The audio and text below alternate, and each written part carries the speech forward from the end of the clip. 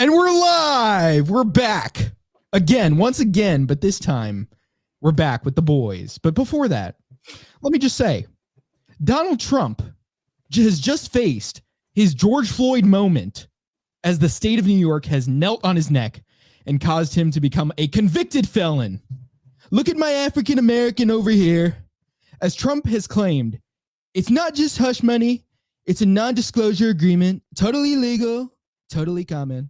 The AP states that when Trump emerged from the courtroom immediately after the verdict Thursday, hold on, let me had to go live on Instagram there for my peeps on there. Okay, yeah. Anyway, so when Trump emerged from the courtroom immediately after the verdict Thursday, he had appeared tense and deeply angry. His words pointed and clipped, but by Friday, he seemed more relaxed, if a little congested. I can't breathe, yelled Trump. Not really, but the greatest president since Lincoln may very well be put back in chains. If Black Lives Matter doesn't support Trump after this, I don't know if they ever will. We know Chase Oliver won't, though, as he's become the LP nominee for president. Trump may have gotten booed while talking at the LNC, but at least he isn't gay. Unfortunately for Oliver, that has seemed to cost him amongst his party. But we'll have to dive into this episode to know for sure. I'm here with the top Chase Oliver supporter, Ancat of Into the Agora. How's it going, Ancat? What up? I'm doing good. Doing all good? And the man who doesn't like figs very much, Ignis. Yeah, just like Fig Newtons, don't prefer them too much. It's not my thing. If you want to do that in your own house, that's your business, but just don't do it in front of me. Honestly, it's pretty disgusting. It makes me bark. You know what I really like, though? I like Twinkies. No, I don't. They're also pretty disgusting, too. I think we should refer back to the... that was even... You didn't realize what that might have been code for. You see, I don't like gays, but I like femboys. That's what Ignis just said there. Now that's not a wait. What about chocolate Twinkies? You know, where there's like the chocolate in the middle. I've never seen one. Bro likes. I don't think they really exist. Well, I think they're called chocodiles, actually. What? That's so. Wait, you've never heard of chocodiles? The LP likes gays, says Legacy Zach. Well, they do. They voted for one to be president. So. You know, there you go. I mean, the nominee, at least. Not that there's anything wrong with that. Not that there... Well, James the Liberated says hello. And Zach says Twinks. And we got James saying, whoa. Yeah, this guy gets a little excited by that kind of stuff. Anyway, so here's what we have today. Trump was found guilty on all 34 counts in the case of paying some hush money. But as he says, it's a non-disclosure agreement, okay? But yeah, we're gonna react to this, guys. We're going to react to this. Now, so I'm going to pull up a news clip here. We're just going to kind of play that as our first thing. We do have quite a few news clips we could look through if we want to. But yeah. Any prior thoughts on this before we get into it, guys? For the Chase Oliver stuff? No, for the Donald. Well, you could give some overall thoughts, yeah, on the like basic stuff. We're going to get into Chase Oliver a little bit later, but we got the Trump stuff first. Trump stuff, I think it's crazy that they convicted him for it. I think it makes sense given the judge, the prosecutor, and the jury that they selected. I would have hoped that the Trump defense would have paid more attention in jury selection, but I guess the prosecutors probably just overran him in that. It's 100% going to eventually be overruled, at least by the Supreme Court, if not by the circuit courts. But they're just going to use that as a way of saying that those institutions are corrupt and pro-Trump and just run their narratives. But it's weird because even like CNN has sort of gone in the direction of been like, okay, this is only happening because his name is Donald Trump. So why would you say this case would be overruled by the Supreme Court? Just because the factual basis for it is absolutely insane. The jury instructions were crazy. You don't have to unanimously agree on which felony he was trying to cover up with the bookkeeping. You just have to all agree that some crime occurred. And then he gave them some crimes. And one of them was election interference. And the judge let the prosecution just assert as a fact that election interference occurred. He denied expert witness testimony. And then he denied the objection to that statement. he just let it stand. So it's just corrupt from the very start of it. Any thoughts on this, Ancat, before we get into it? I mean, I honestly haven't been keeping up with the whole Trump conviction case. I really genuinely just don't know any facts about it. We'll pull it up to get you some info here, and then we could talk about it. Side say that the jury is back in the room, that Judge Merchan is back on the bench, and so we are looking now. It looks like we have some of the verdicts coming in. It is quickly coming in here from inside. Coming. We are starting to hear that there are I'm gonna guilty. There are guilty verdicts from our producer inside. We're hearing guilty on 1 through 5, 1 through 12. We have now 13, 14 guilty, 15 guilty. You may hear there are a split of folks here who have been protesting. So basically, they're just going over the live results there as it's going.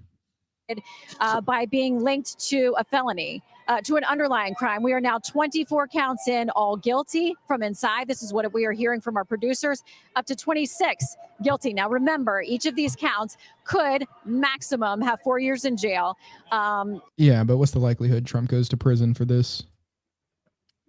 Prison, I mean, he might. Sentencing is in a few days. Yeah, well, no, I heard, actually, it might be, because I heard it's July 11th. So that is how long? Like a couple weeks? You're fucking icon. What? Yeah, see that?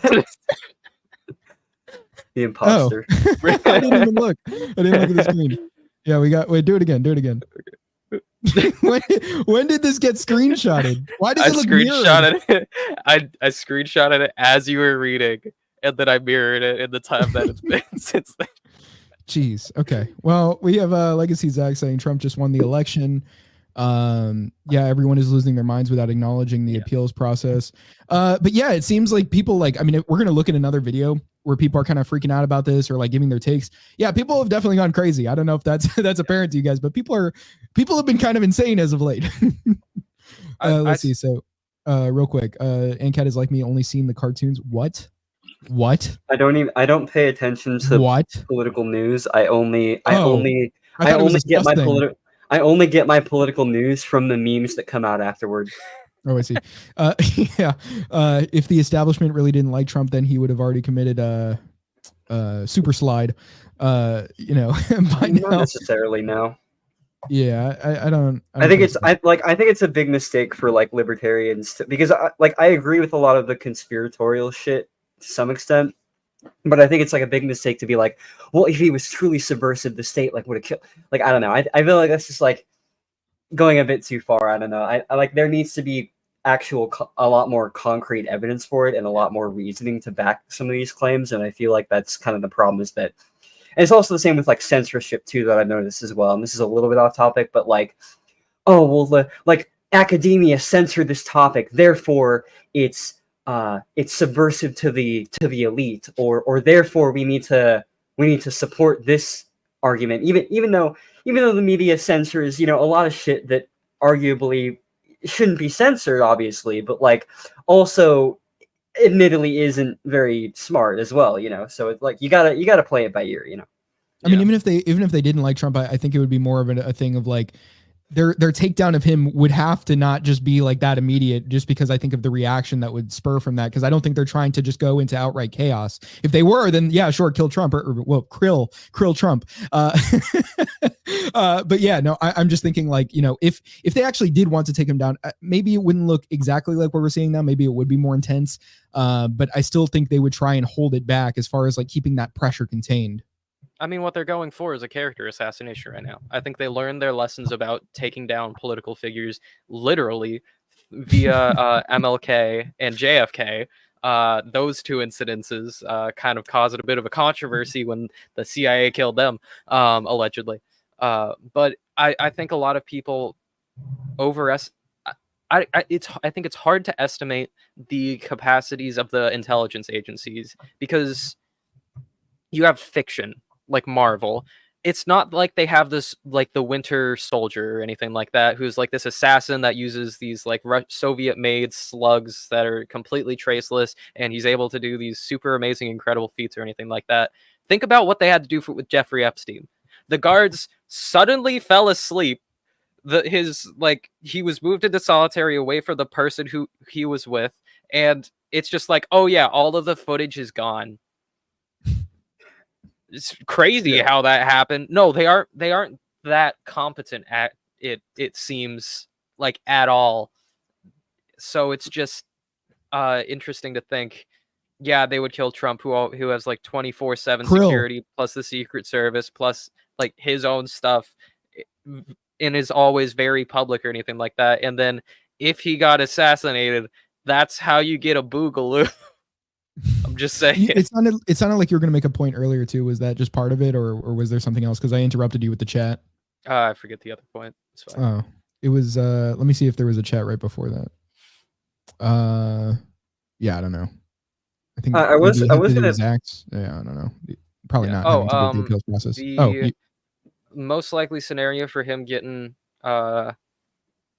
punishment or whatever for this would probably be, I'm guessing he's gonna get sentenced to some jail time, but instantly there's just gonna be like an injunctive relief or something like that from the appeals process. So maybe he'll get like the mugshot. He'll go into processing and whatnot, because there was already the other Trump mugshot. Where was that, in Georgia or something like that? Yeah. But the famous one that you mean the most significant photograph in all of human history? Maybe it is. I don't hold know. on, let me. Okay. Like that. Anyway, but I wanted to ask you though, Ignis, because it seems like you're very on the side of like, this is like, maybe, I don't know about definitely, but if that is how you would describe it, but you know, it's like you see it as them being against him, right? Like they're trying to pin things against him. They're like the media, or like the quote unquote establishment, you know, like the state, basically, like as we would actually say. It's not, well, I guess maybe within your narrative, it seems more like it's somewhat of an establishment versus anti-establishment, if I'm getting it right. Whereas like Ancat and I wouldn't necessarily characterize it that way. I think there is a group that is vying for power that I'd say he is on the out group of summon power, but he's not on like the out group of like every single institution of the state, where I think like his most likely pick for VP is going to be some establishment Republican, just to secure that vote, just to secure all the voting blocks. Not to Vivek, just to secure those voting blocks.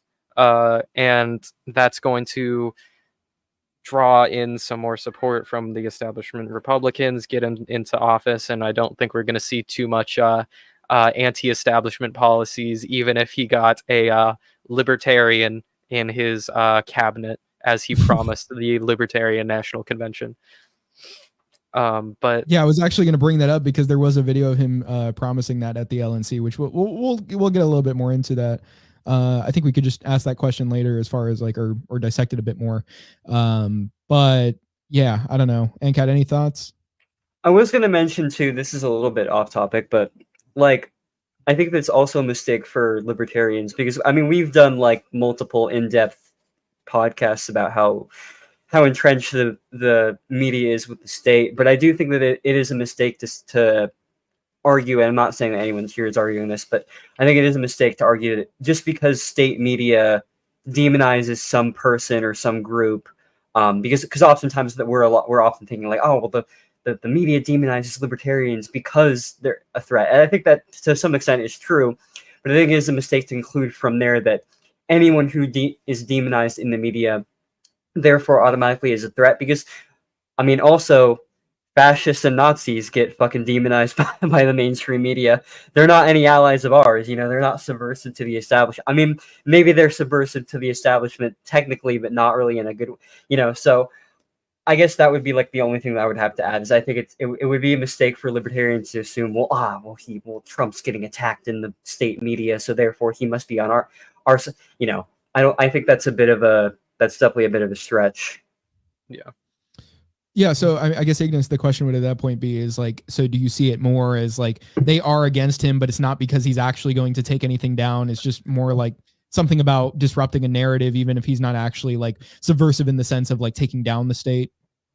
I think he can replace many of the bureaucrats in certain positions. I think he would replace them with people who he would like anything like that.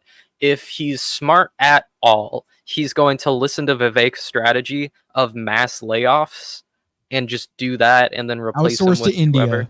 Yeah, there you go. But he's going to do that. He's probably just going to fill them all up again with other people. But I think, say like Pelosi types, like Pelosi and her crew, like the Democratic establishment, I think they see him as someone who won't play ball necessarily in the same way as a Nikki Haley. But That'll be his VP. That's what Zach said. Jesus. Hope not. Yeah, if so, Doomer, complete Doomer. Like, I don't see his We love term Israel. I don't see his next term in office as necessarily leading to good things, perhaps less bad things than the path we're currently on. I don't think the path is all too dissimilar, however. But if there's Nikki Haley, it's just like, okay, that's when they're going to sewer slide Donald Trump. It's super slide. Come on. Sewer Yeah. slide. I think I like sewer slides more. I think like it's more sewer side. apt. Yeah. Sewer side. No, it's not. Sewer that. slide. You take a dip into the underworld. Yeah, you can't let autocorrect. You can't make it too close because then YouTube autocorrect might sorry, they're like We'll just say self forever sleep. subtitle. Yeah. Toaster Now, math. dudes, he might nominate Nick Sarwark for the Libertarians. What? Okay. Joshua Reed President Trump would be Eagle considered for a first- Treasury Hey, Secretary. yo. God bless America. I will re-put Alan Greenspan in the. Okay. You know what's funny? You know what's funny about that? I back when I was in college, I took a there was this I was taking a political science class, and I am not kidding. They put a one of the questions on our quiz was why didn't Alan Greenspan inflate enough during the 2008 to help stop the 2008 financial crisis. So already like hyper fucking like leaning, presupposing Keynesian, obviously. Well, I was like, that's retarded. He had to abide by the regulations. So look up Alan Greenspan Rule 34 inflation. You'll find out why he couldn't do it. Yeah, but What is this? anyway, just the punchline to that is that the holy shit. Let's go. This is his actual. There we go. Our viewers get to see how schizo we are. But yeah, we're gonna get back to this clip. But wait, Let's talk I about did these are just want to say Bro. Dude, I wasn't fucking finishing my story. You sounded done. No. So the funny part about that is that was the question, and then the answer was why didn't he inflate enough? Is because it was Alan Greenspan. He was a free market libertarian. The Fed chairman, amazing. Right. So yeah, that was What the Sigma? Bro. yeah. I think that was like one of the big turning points. I was like, yeah, I think I'm done. I'm done with all this. Speaking of turning point, did you know that we're gonna react to the Turning Point Women's Conference live? Oh yeah. Wait. Did we tell you about that? No, you didn't. This is a surprise to me. Okay. So Turning Point USA, if you don't know, has a annual women's only conference, and it's like 3 fucking days, and they have this insane lady. I forgot her name, but she's like the main like head of the conference or whatever. And it is really fucking funny. I've seen clips from like all of the past couple years. It's actually fucking insane meme worthy. It's like all the retarded shit that you would expect from TPUSA, but just women. Just add like a shit ton of estrogen, so it makes it way more retarded. Joy. And so yeah, and we're gonna be drunk reacting to it specifically. So like right now, you both are getting drunk right now. No. No. The women's It's conference gonna be, is women's conference is coming on, next I week. think. Oh, Yeah. okay. I thought you Yeah. were surprising me with it right now. No. But join us next week, guys. That would be And funny. Ignis, you're free to join us. There you But you go. have to be Please drunk. join us for that. Okay, but now, No, on okay. God, we are getting back to this clip. violent crimes. So it seems that it is unlikely the judge would Kanye sentence him to prison, but we are now up to 31 counts guilty out of 34. 32 guilty, also coming in from inside the courtroom. Our producers now saying 33 and 34. They're saying guilty on all 34 charges. That is where we are at. The jurors, it looks like we're going to leave for the day. Suddenly we get this verdict. It is 34 guilty counts on all of this. I want to bring in Andy McCarthy, who's here with me, Judge Janine as well, and Trey Gowdy. Andy, where we go from here, obviously there will automatically be an appeal from this Trump team as quickly as possible. There's the legal issue of sentencing to come. That's going to take maybe months to get to a Yeah. So, well, wait a minute. Did they just not get that? I think that was before the actual, when they found out the sentencing was July 11th, which is, they expected it to take months, but it's only going to take like a week or like 2 weeks. Is that right? I think it should be soon. No, but the thing is, like, here, this is the live reaction, like, or I think it was just yesterday. What time was this? Yeah, it was like 5:08. And so the thing is, like, she's like, yeah, it could take months for the sentencing, but I mean, it came out later, even on another like local, I think, with Fox report, that the actual sentencing is July 11th, or June 11th, July 11th or June 11th. I think it was July 11th actually. So it's not just a couple weeks; it's July 11th. It is next. It's like the month after next month. So, and he still has the gag order until then, so he's not allowed to. Yeah, but he can talk about the judge. He can talk about like the judge. He can't like name the jurors or like where anybody lives or anything. I'm pretty sure he can't talk about the judge's daughter being involved in like Biden campaign politics and stuff like that. So that's fun. That nasty judge. I can't say much about the judge's family, especially not his daughter, who's involved in the Biden campaign. You can't reveal their IP I cannot say it. I cannot say that. I cannot say that the judge lives at 123 Avenue. I'm not going to say what kind of judge convict me. Okay. A pretrial report on this and then to a sentencing by the judge. And he reminded the jurors he's the one who decides. But we have the reality now of a former president for the first time being convicted on 34 criminal counts, guilty on all of these counts, whatever. Okay, so yeah, he was found guilty on those counts. I'm gonna share the NPR tab we have here because Ancat was asking about the actual like what he's guilty of, and it is about the hush money trial. But we're gonna try and see here. Let me zoom into this because they listed it on NPR. But they just have like the charge names here. Doesn't really like go into each one, but like let's say like invoice from Michael Cohen, marked as a record from Donald J. Trump, revocable trust. Entry in the detailed general ledger for the Donald J. Trump revocable trust bearing voucher. Yeah, there's a lot of those. It's just the same crime repeated 34 times, basically. Yeah, exactly. Let's see, bearing voucher number. Yeah, so isn't that just like parts of the same thing? Yeah, so it's just like the story as I know it. Michael Cohen, under his own initiative, paid off Stormy Daniels and got her to sign like a non-disclosure agreement, and then took out a mortgage on his house without his wife's knowledge to get the money to do so, and then charged the money back from Trump through his legal expenses as just like a multi-million-dollar, almost billion-dollar empire. I don't think Trump was paying like all too close attention to his books to be like, oh wait, this money that Michael Cohen is charging me. Later, it came out apparently that Michael Cohen also stole money from the Trump organization. He invoiced, I think it was like $50,000 for these some tech people, but only paid him $20,000 and was just like, deal with it. That's how much you're getting paid. And they're just like, fine, whatever. And then he took the other $30,000 and then stole $30,000 somewhere else. So quite the trustworthy guy in this case. But asked the money back through invoices. The Trump organization just paid him back.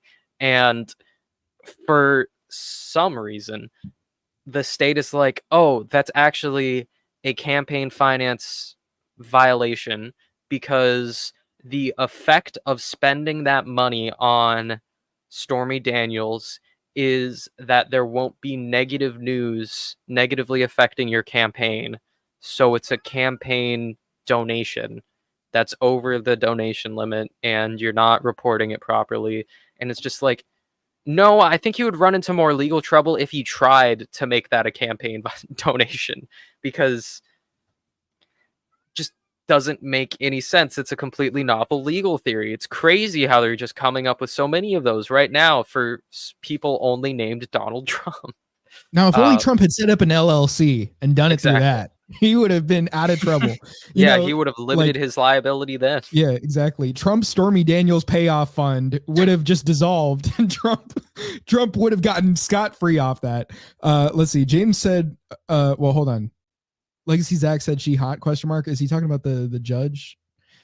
We have James saying super hot conservative bitches. Monolithic Ethos, shout out, man. I ended up meeting that guy again in because we met him in Orlando. I ended up meeting him again in DC. Yeah, we were hanging out there, and he's a cool guy. Let's see. What'd you do to spend time in the swamp, huh? Why are you going swimming with them gators? No Congress affiliation involved. Just Epstein. Let's see. So, yeah. Knowledge. He. Yeah, the Trump judge. This is New York. They have male judges. Let's see. So probably black, Zach says. That's presumptive of you, sir. That was very racist, actually.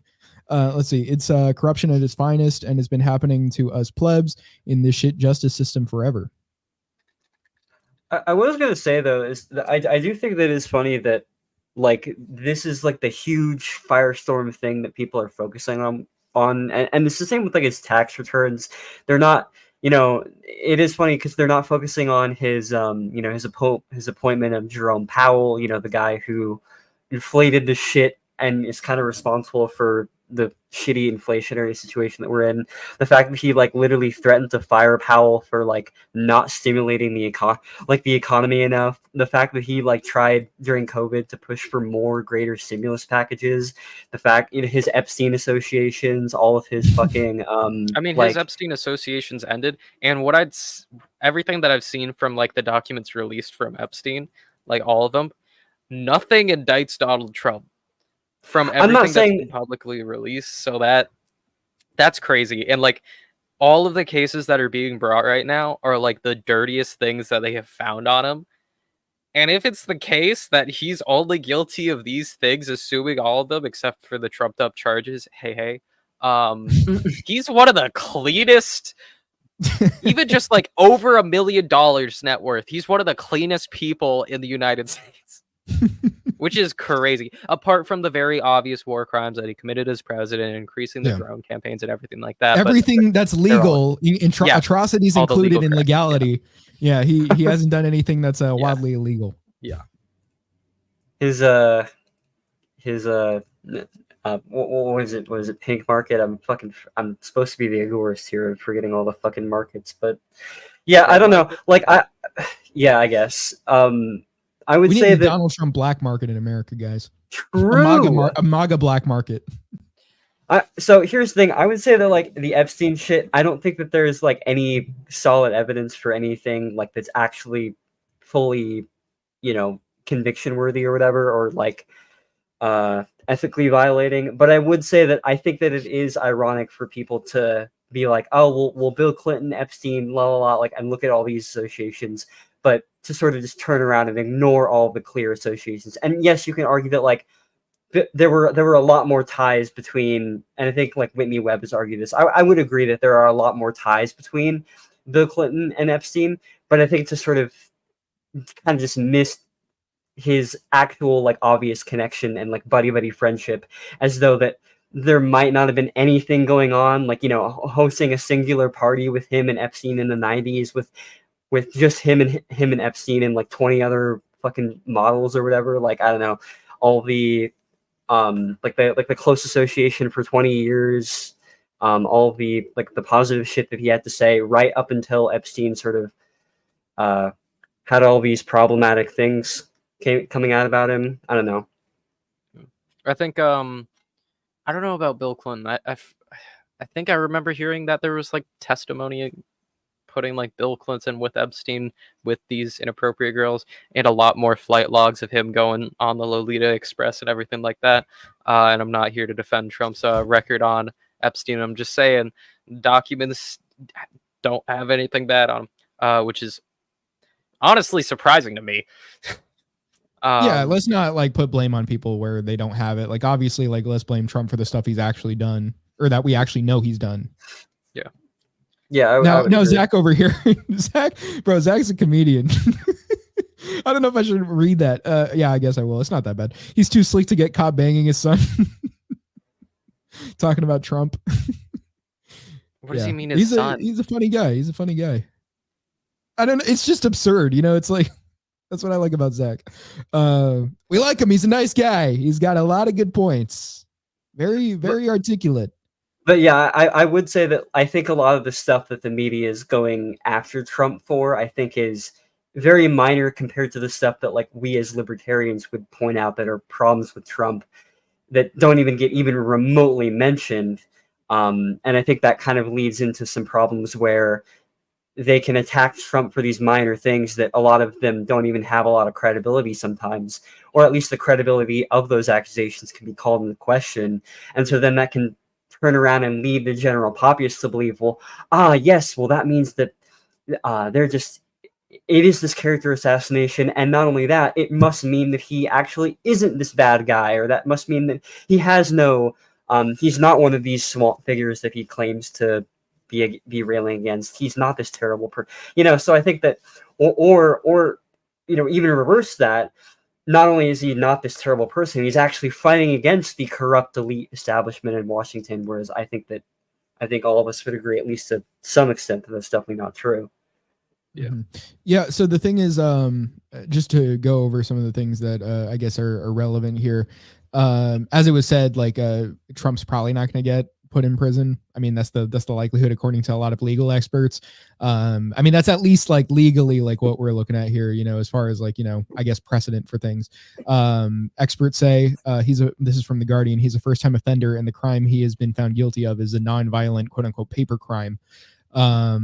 And yeah, I mean, at the same time, like, okay, so propaganda wise, like if there were a push to sort of get Trump more attention, or if it were to be like, prop him up as this anti-establishment guy that would seem like the sort of controlled opposition, it would kind of make sense to have him at least serve a little bit of time or like run from prison or something.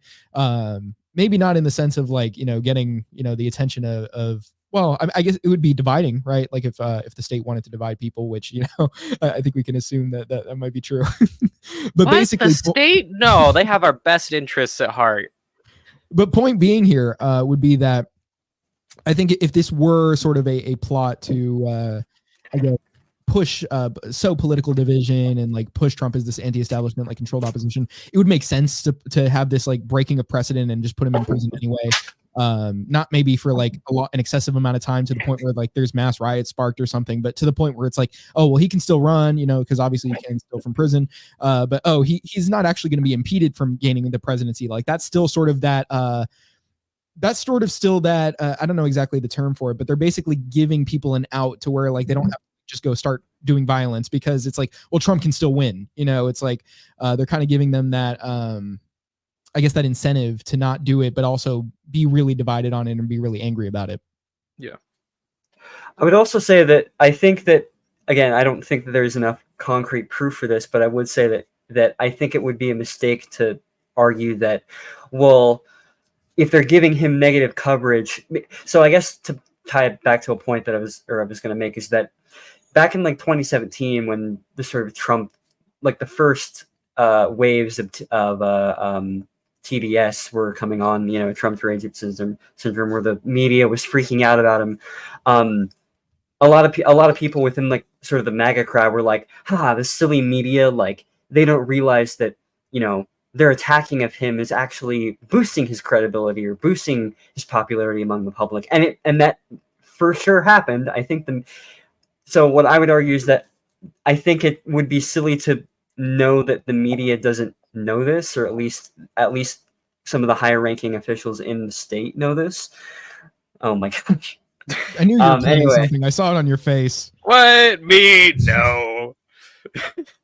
Go on. But yeah, I was just going to say that I could see an argument to be made that it is definitely a possibility that the attacking of Trump could almost be a way to boost his credibility as this sort of controlled op figure. So I think I wouldn't like say 100% like, yes, well, they're attacking him, therefore they must hate, so that would just be my amazing background.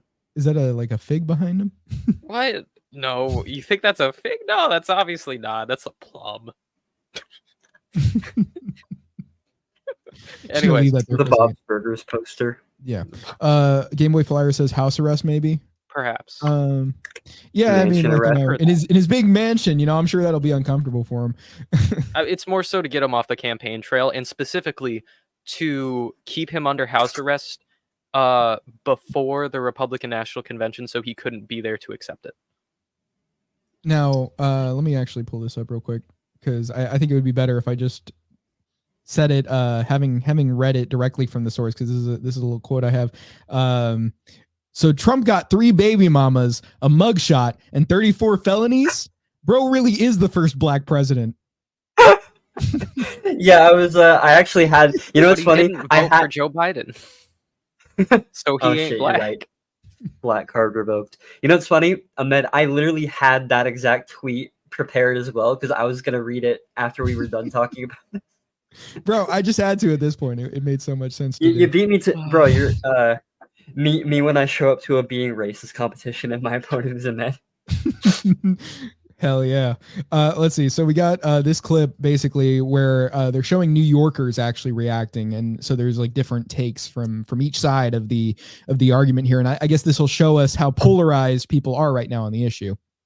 Judge say their American history, legal history. People are going to be talking about this 100 years. By the guys, would you? Yeah, for sure. What about No you, way. Ignis? No. Why not? 'Cause Why? she's a news anchor.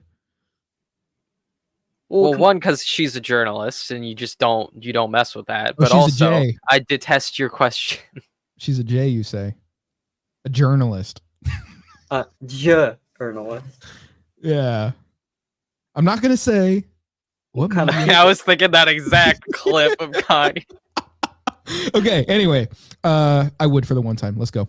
Years from now, we're going to turn things over to Teresa Based. Carollo, who's been talking to people there on the streets in Lower Manhattan. Teresa, the reaction that you've gotten from people so far.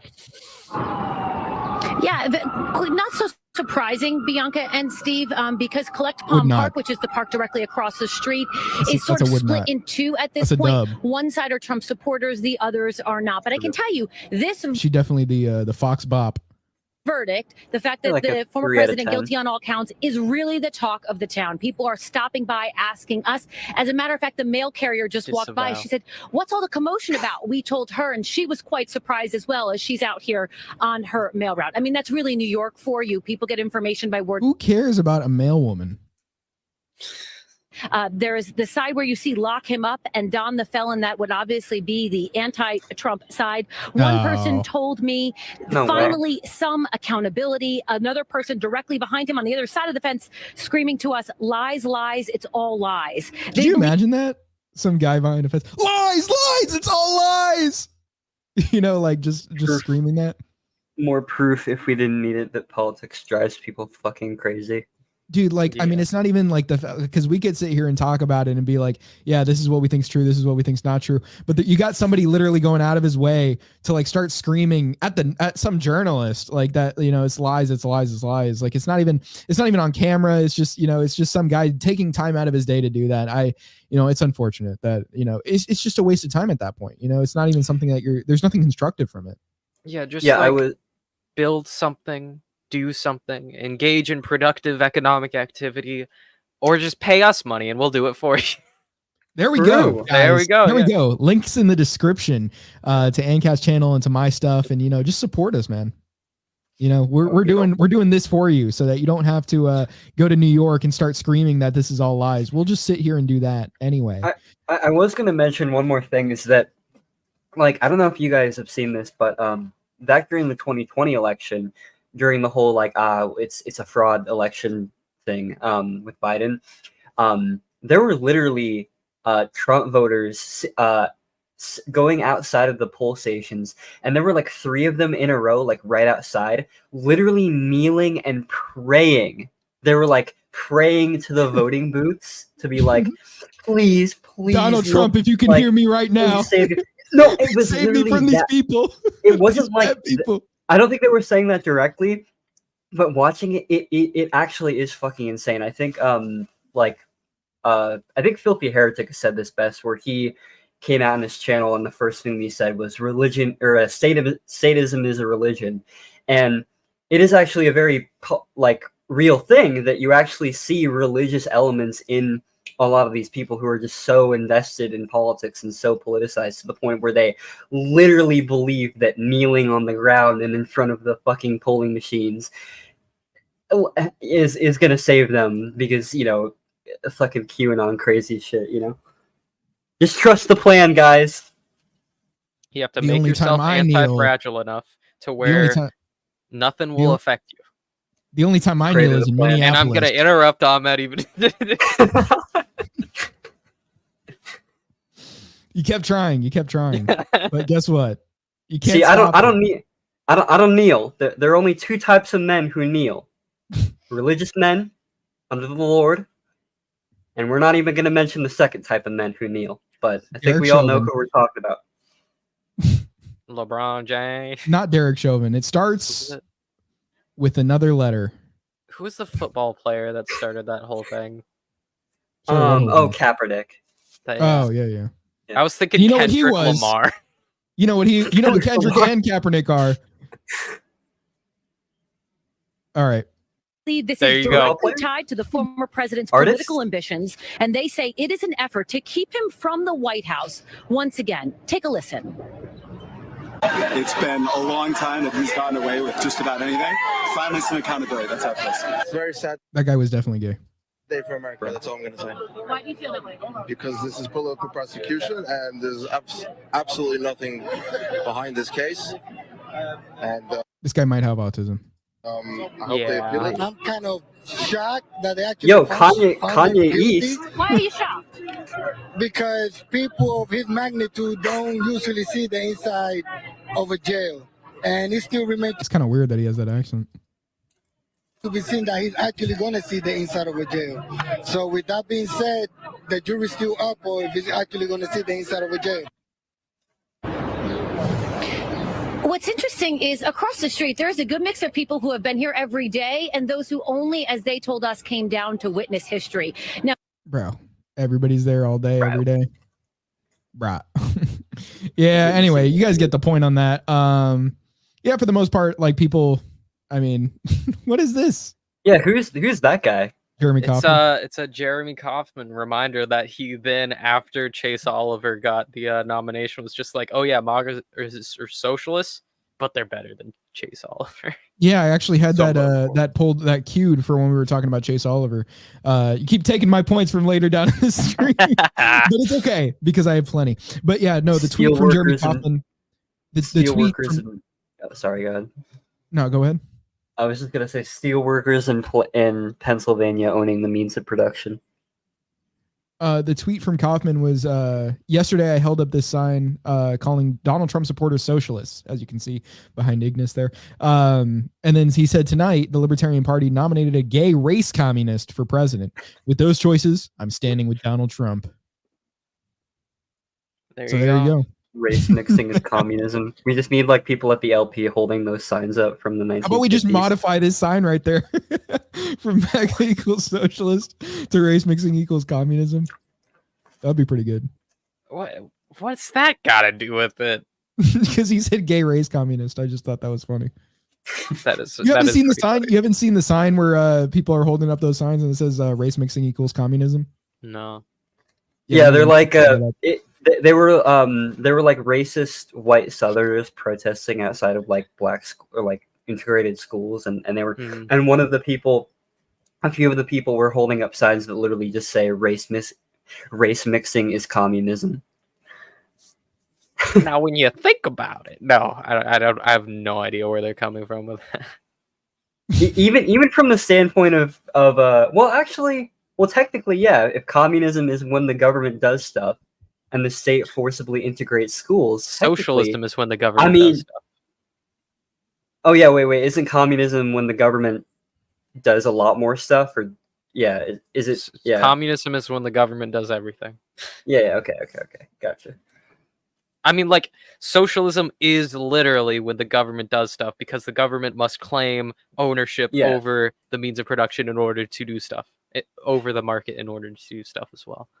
Yeah, but it's not when the government does anything. I think that's like the main thing that the socialists want to highlight. Like if you set up a concentration camp and put all the fucking workers in there, you're not that doesn't have anything to do with socialism. Well, that's the Democratic People's Republic. Come on. Oh shit! But it right. does. Communism. That's just collective property, comrade.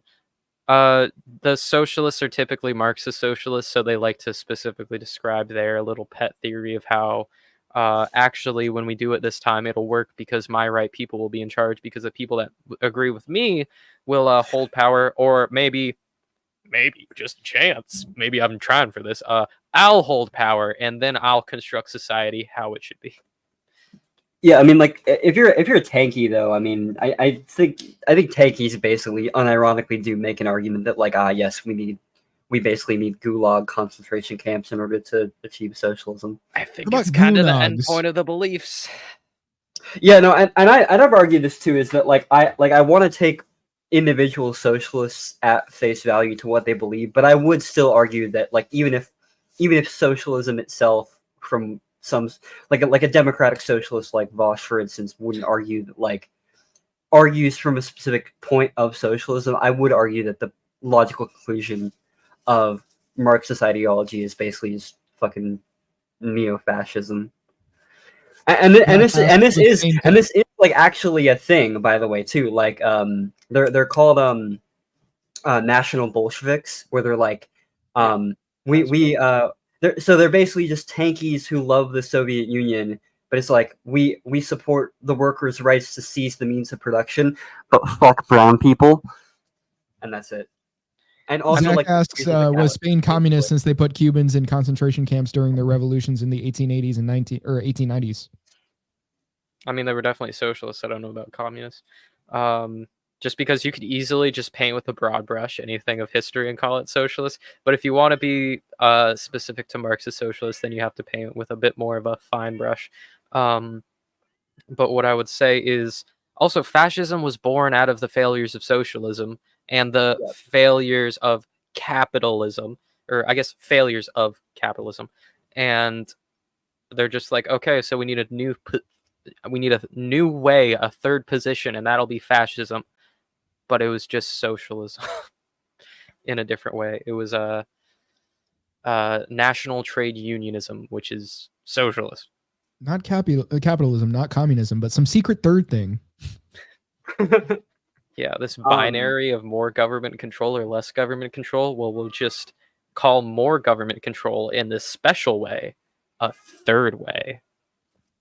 Yeah, the 19th century anarchist response to capitalism: hey, the state props up all these corporate entities. That's kind of bullshit. Maybe we need to get rid of the state. Marxists: hey, the state propping up corporations and the free market are the same thing. We basically need to seize power and centrally plan everything. The fascists: hey, capitalism sucks, but it's all brown people and Jews. No, I thought you were going to take that a different direction. It was just like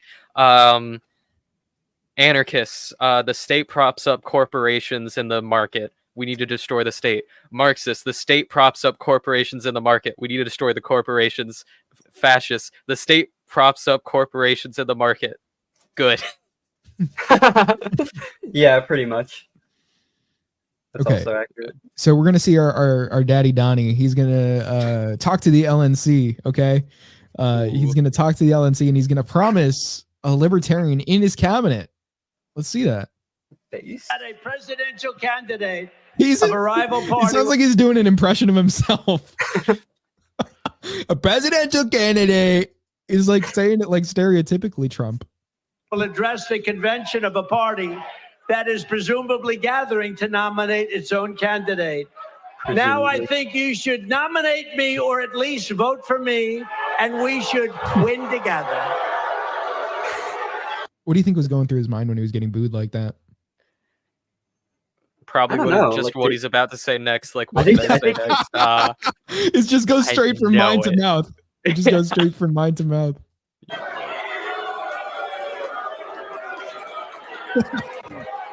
You heard those words. Nominate me or vote. Vote for me. Because the Libertarians want to vote for me, and most of them will. and it's very important because we have to get rid of the worst president in history, and together we will. And without it, there's a risk that we could have 4 more years. We won't have a country left. Guys, this is the most important election of your lifetime. I swear this time. I mean, honestly, So what is it's the getting more purpose of the... like It's getting what? it's the meme. It's definitely the meme that this is the most important election of our lifetimes. But it's like at the same time too, they keep raising the stakes and making it more clown world. The clown levels are increasing in like to insane levels here. Wait, increasing? It's Can we see you do that again? The clown levels are like No, right here. Your arm was the other way. Your arm was the other way. So right see, there. was so the see other way, Clown man. World, original 4chan Nazi meme, and also moving your hand in a weird position. I don't know. No, I'm not raising Ignis the is bar higher Ignis with is a flat hand. Ignis is the third guest on the third member of our trio. Is he also a third? You could maybe call him a third positionist. I think I was the first guest on this show, so that would actually be you. Okay. There we go. Oh, I mean, I'm shit, not you really a got me. guest of my own show, but a member Yeah. of the trio, yes. Yeah, Ancat technically is the third. So Yeah, it would technically. be- Oh yeah. Damn. yeah. Unfortunately. You gotta think about the goat. Ignis is the bottom bitch here, okay? Oh, come on. He was with me since day one, guys. There you go. Pause. Actually, Mike Johnson was with me since day one. Come on. Libertarian Party getting 3%. What is the reason to take a chance of having this horrible president destroy our country, which he will do in far less than 4 years? It's not going to take 4 years. That is what It's like it's such bait. It's such like, you know, he's really using those scare tactics. I mean, it's just classic politician. I am committing to you tonight that I will put a libertarian in my cabinet and also libertarians in senior posts. Or those cheers? It sounds like a mix. I There are do also like that some if he Trump supporters in the background too. like he could have at least said, you know, I'll put multiple in my cabinet. He was just like, I will put a singular libertarian in my cabinet full of like fucking 30, 40 people. It's like, really? Like that's your big selling point? I don't know. Yeah. He could have done better. Pretty good. It's pretty good. Pretty me in That's reality. pretty Applying to you, Ancat. Or you can keep going the way you have for the last long decades and get your 3%, then meet again and get another 3%. No, you want to make yourself winners. Trump's actually referencing the stone toss meme. I think it is funny that It's like time to be winners. I will respect him for this. He is the master just troller of all time. Like I thought you were gonna say he just- baiter. oh, well that too. Yeah, he's a genius of that. But I he am the literally just went master in. baiter. Ask Stormy. I'm the master debater. Okay. Like he just went in and literally just said to all of them, "You're all losers and faggots. Vote for me. You're not gonna win. Okay? You're gonna get 3%. You're gonna fucking lose. Okay?" Yeah, it was Bro's gonna get hilarious us how kicked off ballsy he Instagram was here. with that. Huh? Bro's gonna get us knocked off Instagram with that one. Yeah, careful with that, dude. Worth it. Yeah, you could get away with it on YouTube, I believe, because I've heard it said on there, so it doesn't really like matter. But the Instagram one, I hear he don't know. said. They I picked that hear one he up. said the F word. The F word. That's a no word. We don't say that word. There you go. Melania, she asked me, Trump, why would you say that? I say, Melania, I didn't say it. They call him Ron.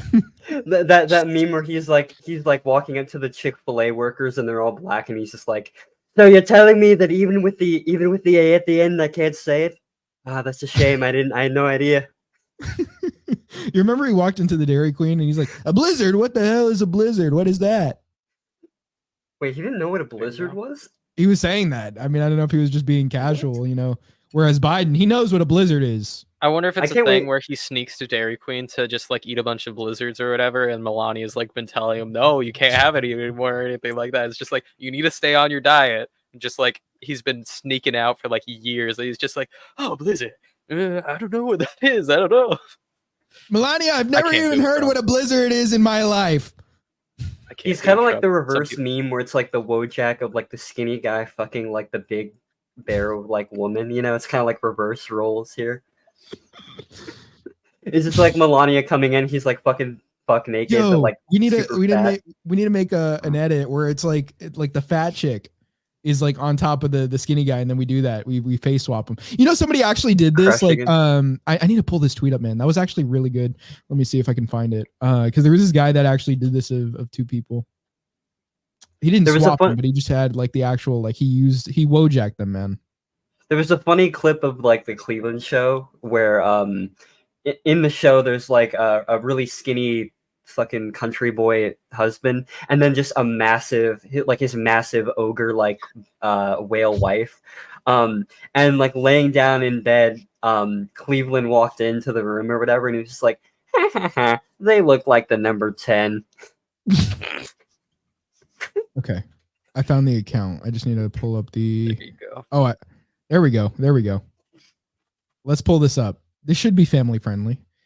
Not a family friendly drag show. Okay, don't take your kids to this, but you know it should be good enough for work.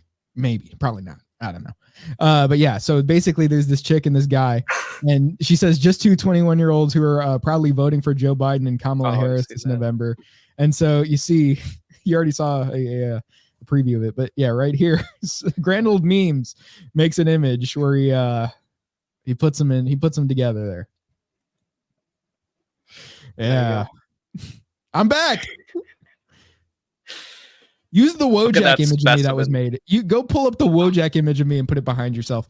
Why do you have a problem with me? Thing. Why do you have a problem with that. my face? No, That was so great. It was is a problem with my face. extremely ugly. Wait, Ahmed, did you see what I pinned you the other day when like I found? So I asked him where that how did he get that? I thought he AI'd it, but no, he used Paint.net, and that man in like 5 minutes made a fucking perfect Wojak of you immediately after you pinged him. Like what the he fuck? did that really quick. Shout out to that guy. That guy's insane. All he has is Discord, and then like I was like, you need to have like some sort of account where you're putting this stuff up. Yeah, hold He up. could get paid to do that, and he does it so quickly and efficiently. I mean, I would commission him to do something, for sure. Brony's still an opportunity cost. Holy shit! Hold up, I'm gonna pull it up for you guys here. But first, let's go back to the Trump LNC speech. Let's start sharing again with Trump at the LNC. The LNC, where I'm going to promise you I'm giving you one libertarian in my candidate. You have a lot of common sense. It's time to be one. So I'm asking for the liberation. Well, think of it. I'm asking for the Libertarian Party's endorsement, or at least lots of your votes, lots and lots of Libertarian votes, based on my 4-year, very outstanding presidential record. Yeah, I do like that he says that though. He's just like, my very outstanding record. Like, does he not know that a lot of the libertarian audience isn't a fan of his record? Doesn't consider his record very outstanding? Like, I don't think so. I mean, I remember hearing on paper that the speech was good, but not in like his delivery of it, because there's a lot of things that he could definitely be called out on for. But that was said by like Tom Woods too, where it's just like on paper the speech was pretty good. He stressed all the things that are good to the libertarians, but it's just there's a whole lot of things that he's weak and bad on, and there's a lot of things that he isn't necessarily even bad on that lefty libertarians will call him out for. And yeah, just did not fare too well with the crowd, so he took a more like mocking approach of just like, oh, you could keep losing, and you could keep being losers. I think there's a lot of libertarians who aren't going to vote for him out of spite. The ones who are politicized and were going to vote at all, but it was. But do you think they would have voted for him initially? Had he do you think this hurt his chances with anybody? Maybe some. Or would it have just caused people to like vote for a candidate now? It's like, now I'll actually vote LP, even though I wasn't necessarily going to do it. Even though if you're at the LP convention, you're going to vote LP. I mean, for me, I'm just probably just not going to be voting this time around. Like, if Rechtenwald had won, I would have been just like, yeah, sure, whatever. I'll throw my vote his way. But it's just like Chase Oliver and like whoever the other one was that won the vice presidential one. It's just like, I don't even care at this point. Let me just throw like $10 towards some counter economic technology, and that's going to do something more. Based. We've pilled this boy. Yeah. Yeah. Okay. So pause. Okay. So anyway, we're gonna pull up Trump getting booed now. I don't know if this is MAGA equals socialists. Yeah, we have the Jeremy Kaufman But one. I'll But yeah, vote let's for pull you. up, let's pull up this one. Free Ross.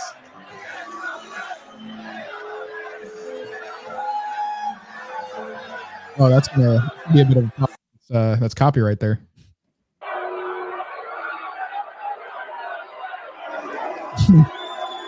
Smiling through it.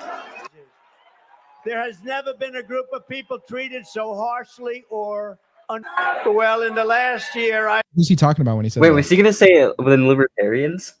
You saying No, the January 6th defendants. that? No. Oh, okay. Okay, that makes more Yeah. sense. I've been Even though he didn't do anything for him. Yep.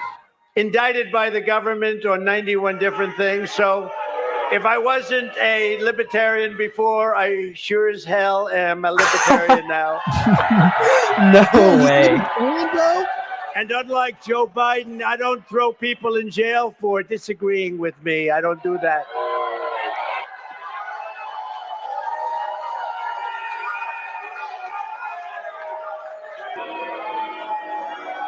DeRoy wrote, Donald J. Trump will address the Libertarian Party and its national convention on Saturday. The Libertarian Party should nominate Trump for president of the United States. Whoa. That's nice. But guys, check this Imagine out. like a convicted based. Imagine like a convicted rapist pedophile going up to like the camera and being like, actually guys, I'm a libertarian. I've been arrested by the state 9 times. The state hates me. Ignis, what do you despise about this image? It's disgusting. On What a about it is visceral level. disgusting. Turd I love to it. reveal it all. I love it. It's awful. It's awful. It's amazing. This is civil offense fan art right here, guys. You see the we actually have like fans who draw shit of us at this small of a scale that we're at. We're not even big. Like we have like hundreds, like a couple hundred subscribers combined, and we already have fans more than that. drawing art of us. Can't a little more than that. All right, Stop let's see the what, cap. Ignis does Wait, is here. that? Oh, stop the Yeah, signal. just donate to like this sort of technology rather than voting. It would be better. Holy bro, how based. You have fans? I have fans. What are you talking about? You're on here all the time now, James. You've made a return to seeing my content once again. So obviously I do have fans, and you're one of them, James. All right. That's nice. That's nice. Only if you want to win. Only if you want to win. Maybe you don't want to Yes, win. maybe you don't want to win. That's a point that you hear from like the right a lot now. It's like they're like, oh yeah, well libertarians are just afraid of winning. They're allergic to winning. Like, yeah, if they had just adopted our values, then that would mean they win. That would mean they get what they want. Like basically, well, I don't know if they mean get what they want or get what we want, except for now they can say it's not as bad. I really need to get rid of this background. It looks like it's not even that the image looks bad. It's just that it's like cutting me off. It's cutting me off too much. Sorry, guys. You're gonna have to go to my server to see that as my profile picture. I'd rather see more of the Wojak than you. That hurt. No That was offense. deep. That was deep, buddy. Hey, Civil offense. That's a compliment. Maybe you don't want to win. Thank you, DeRoy. Thank you. No, only do that if you want to win. If you want to lose, don't do that. Keep getting your 3% every 4 years. It's so good. Okay, no more of that because that's gonna be copyright. Fuck copyright, guys. Fuck, like not even abolish. Just get rid of IP. Fuck IP. Yeah, IP Yeah, is a super property. slide it. Sewer slide it. Krill it with fire. Okay, so yeah, we have that as far as Trump speaking at the LNC. So yeah, I was gonna ask, like, does Trump speaking did Trump speaking do something beneficial for the relevance of libertarianism by speaking at the LNC? Is a question I would have for you guys. I would say it brought the Libertarian Party into the news cycle. I think they handled it terribly, and I would put that mostly at the feet of Michael Rechtenwald. Because apparently, here's the story as I know it from listening to Clint Russell. So he is a kind of guy who gets nerves before he speaks, and he handles those nerves by smoking a little bit of pot. Now, if he just did that based off of supposedly this being a habit, he would have been fine. But supposedly, for some reason, he decided to take an edible. So he went out there. These edibles ain't doing high shit. off his kites with, okay. Prior to him going up on stage, he was discussing with Clinton, Dave Smith, just like, so we don't talk about the same thing. We're having speeches back to back, everything like that. Okay, I'm going to go out there, say this, and this, and that we won't vote for Donald Trump because we're libertarians. And they're just like, no, that's going to turn the crowd off because half the people out there are Trump supporters. So you don't want to stress that point.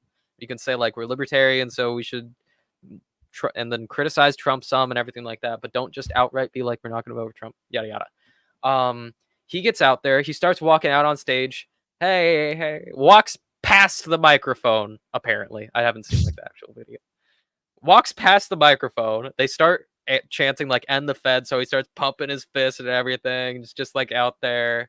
I was like, okay, he's doing crowd work. Looks back at Clinton, Dave, thinking, like, they're gonna come out there. No, dude, it's your time. It's, like, just you. Takes a little bit longer. People are getting confused. Finally gets up to the microphone. The first thing he says, we're not gonna vote for Donald Trump. Crowd instantly turns against him. He did a terrible job. And then bro had it on his mind, like, don't say it. Don't say it. I said it. Uh-oh. But yeah, then there was some, like, party politics of someone else. There were Chase Oliver was second, and then there was some, like, Termat guy who's, like, third or something. The Libertarian. Yeah. You seen him? You seen him in his bio, or in his like, it's like his name on Twitter. It was Libertarian. Michael Malice was making fun of it because he accidentally, like, it had, like, social media influencer in his bio as well. But Michael Malice was making fun of the fact that it said Libertarian, and so now they're calling like, the people they're making fun of Libertarians. That's pretty funny. It's like, move along, Libertarian. This is a libertarian neighborhood. That's pretty bad. That's pretty bad. But he said apparently he was going to drop out and endorse Michael Rechtenwald if he could run for a VP under him and everything like that, or be the favored candidate, the endorsed candidate. He said that to both of them, but when it mattered most, he chose Chase, backstabbing them, which is just like, that's gonna party politic. So Chase and him won the nominations, and that was apparently after a lot of dirty dealings. Like, it was a Sunday night, so everybody who has work the next day has to catch their flights and leave. But the voting didn't happen until, like, the convention was supposed to be over late into the fucking night. And the presidential ones happened first, and then the vice presidential ones don't happen until, like, 1 a.m. It's just like anyone who had a flight out of there was leaving. Most of the people who attended couldn't vote for that because the only people who could vote are kind of like the left libertarians who don't have jobs. They're broke. They're poor. Because otherwise they would be right wing. No. Anyway. Mutualists are based. They're the only based left libertarians, I'd say. But anyway, as far as that goes, then it's just like a very few people voted for the vice presidential candidate, and he ended up winning. And they even cut down the time that the vice presidential candidates had to speak from 10 minutes to 1 minute. So Clinton had, like, no time to say his message, get it out there. So ended up losing, which if Clinton was still on the ticket, that still would have been interesting. I don't even know how that ended up working out. But a lot of people apparently were like, what is it? They were just getting up on the mic and stalling. And just like, let's ask a really stupid question just to make this take longer. Okay, let's see. So James says, even politicized libertarians know the goal of the LP isn't really to win, at least for the next decades. Yeah. I think the argument for okay, go ahead. Sorry, I want you to get to no. chat. Yeah. Reply to the chat. I was just gonna say, I think the argument where it's like, okay, like we know we're not gonna win the political game, we're just doing it for spreading the message, guys. I think that honestly is almost as weak, if not sometimes a weaker argument than the, we're doing it for actually attaining office, because a lot of times they're quote unquote messaging. Wait, who is that? It's supposed to be Ross, apparently. Oh, okay. Yeah, it does look okay. like Ross. Gotcha.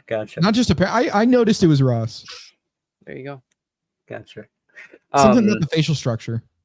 Poor Ross, man. I think it was the jawline that. Yeah, we can get to that too after this. Yeah. But, what I was going to say is that I think the argument oftentimes is sometimes even weaker, in my opinion, because I think the issue is that you create a lot of problems with the kind of messaging that you bring in when you have these huge Big Ten organizations. And this is, I guess, tying into your original question, which was, what does Donald Trump speaking at the LP convention have to do with actual libertarianism and getting the message out there?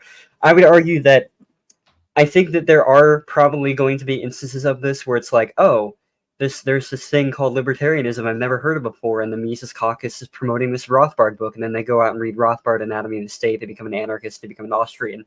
And, like, that's great, that's awesome. Like, I became a libertarian through fucking Friedman, right? I eventually had to get rid of him, but, reading some of the... Right, like, reading some of the more normie literature got me into sort of being more radical in the future. I think that's great. I will fully support that. But what I also think is that I think for the most part, the problem is that with these types of cases, I think what is the more common scenario isn't you read that literature or you get introduced to this person or party and then become a full radical. It's normally, hey, I'm a Republican. I'm also a libertarian, so where you basically become... Republican. Yeah, exactly. You basically have most of the same views, but you think that libertarianism is something a lot less radical than it originally was, and that kind of has shown. Whereas the original LP was fully like completely anarchist from the very beginning, and now it's turned into sort of the equal types, and then you sort of had a bit of a revival of the genuine Rothbardianism, but then they're promoting the paleo strategy, and it's like, damn it, so. I think that you have this problem where if you're going to compromise on messaging, for the most part, I think you're going to bring in a lot fewer radicals, and you're going to bring a lot of people in, but a lot of those people are going to call themselves libertarians, but without actually being fully consistent. I'm a libertarian. I believe in the Constitution. Yeah, exactly. And really, I think that actually is where it came from. Like, the reason I think why most of the public nowadays believes that libertarianism is basically just what Joshua Reed Eagle believes or whatever. I think the reason why people think that, or the reason why people think that it's protecting my weed farm with my gay partner, protecting her AR-15. You're like telling me it's not? It's simultaneously that and domestic terrorism, like at the same time. It's like the people that like you never want to see on the streets. Apparently, it's like the government needs to put all these people in prison, but at the same time, they're just kind of like liberal people. Yeah, those are libertarians for you. There you go. True. George Floyd's my favorite agorist. George Floyd agorism. Come on, man. Happy 4th of July. We're almost there, guys. Only base, but yeah, I mean that basically was all I wanted to say. Though, is I think that's the problem with bringing in this like broad tent messaging, and so that's why I've been so critical from even the very beginning of like criticizing even the more popular mainstream libertarian figures, like even Ron Paul, even Javier Milei, because as much as I think that they have brought in some good people, I want consistency. I want full hardcore, no holds barred, offshore libertarianism, post political retard people, basically. That's what I want. Let's go. We have Justice saying the only meaningful accomplishment of Rex's entire life is being the subject of the drill corncob tweet.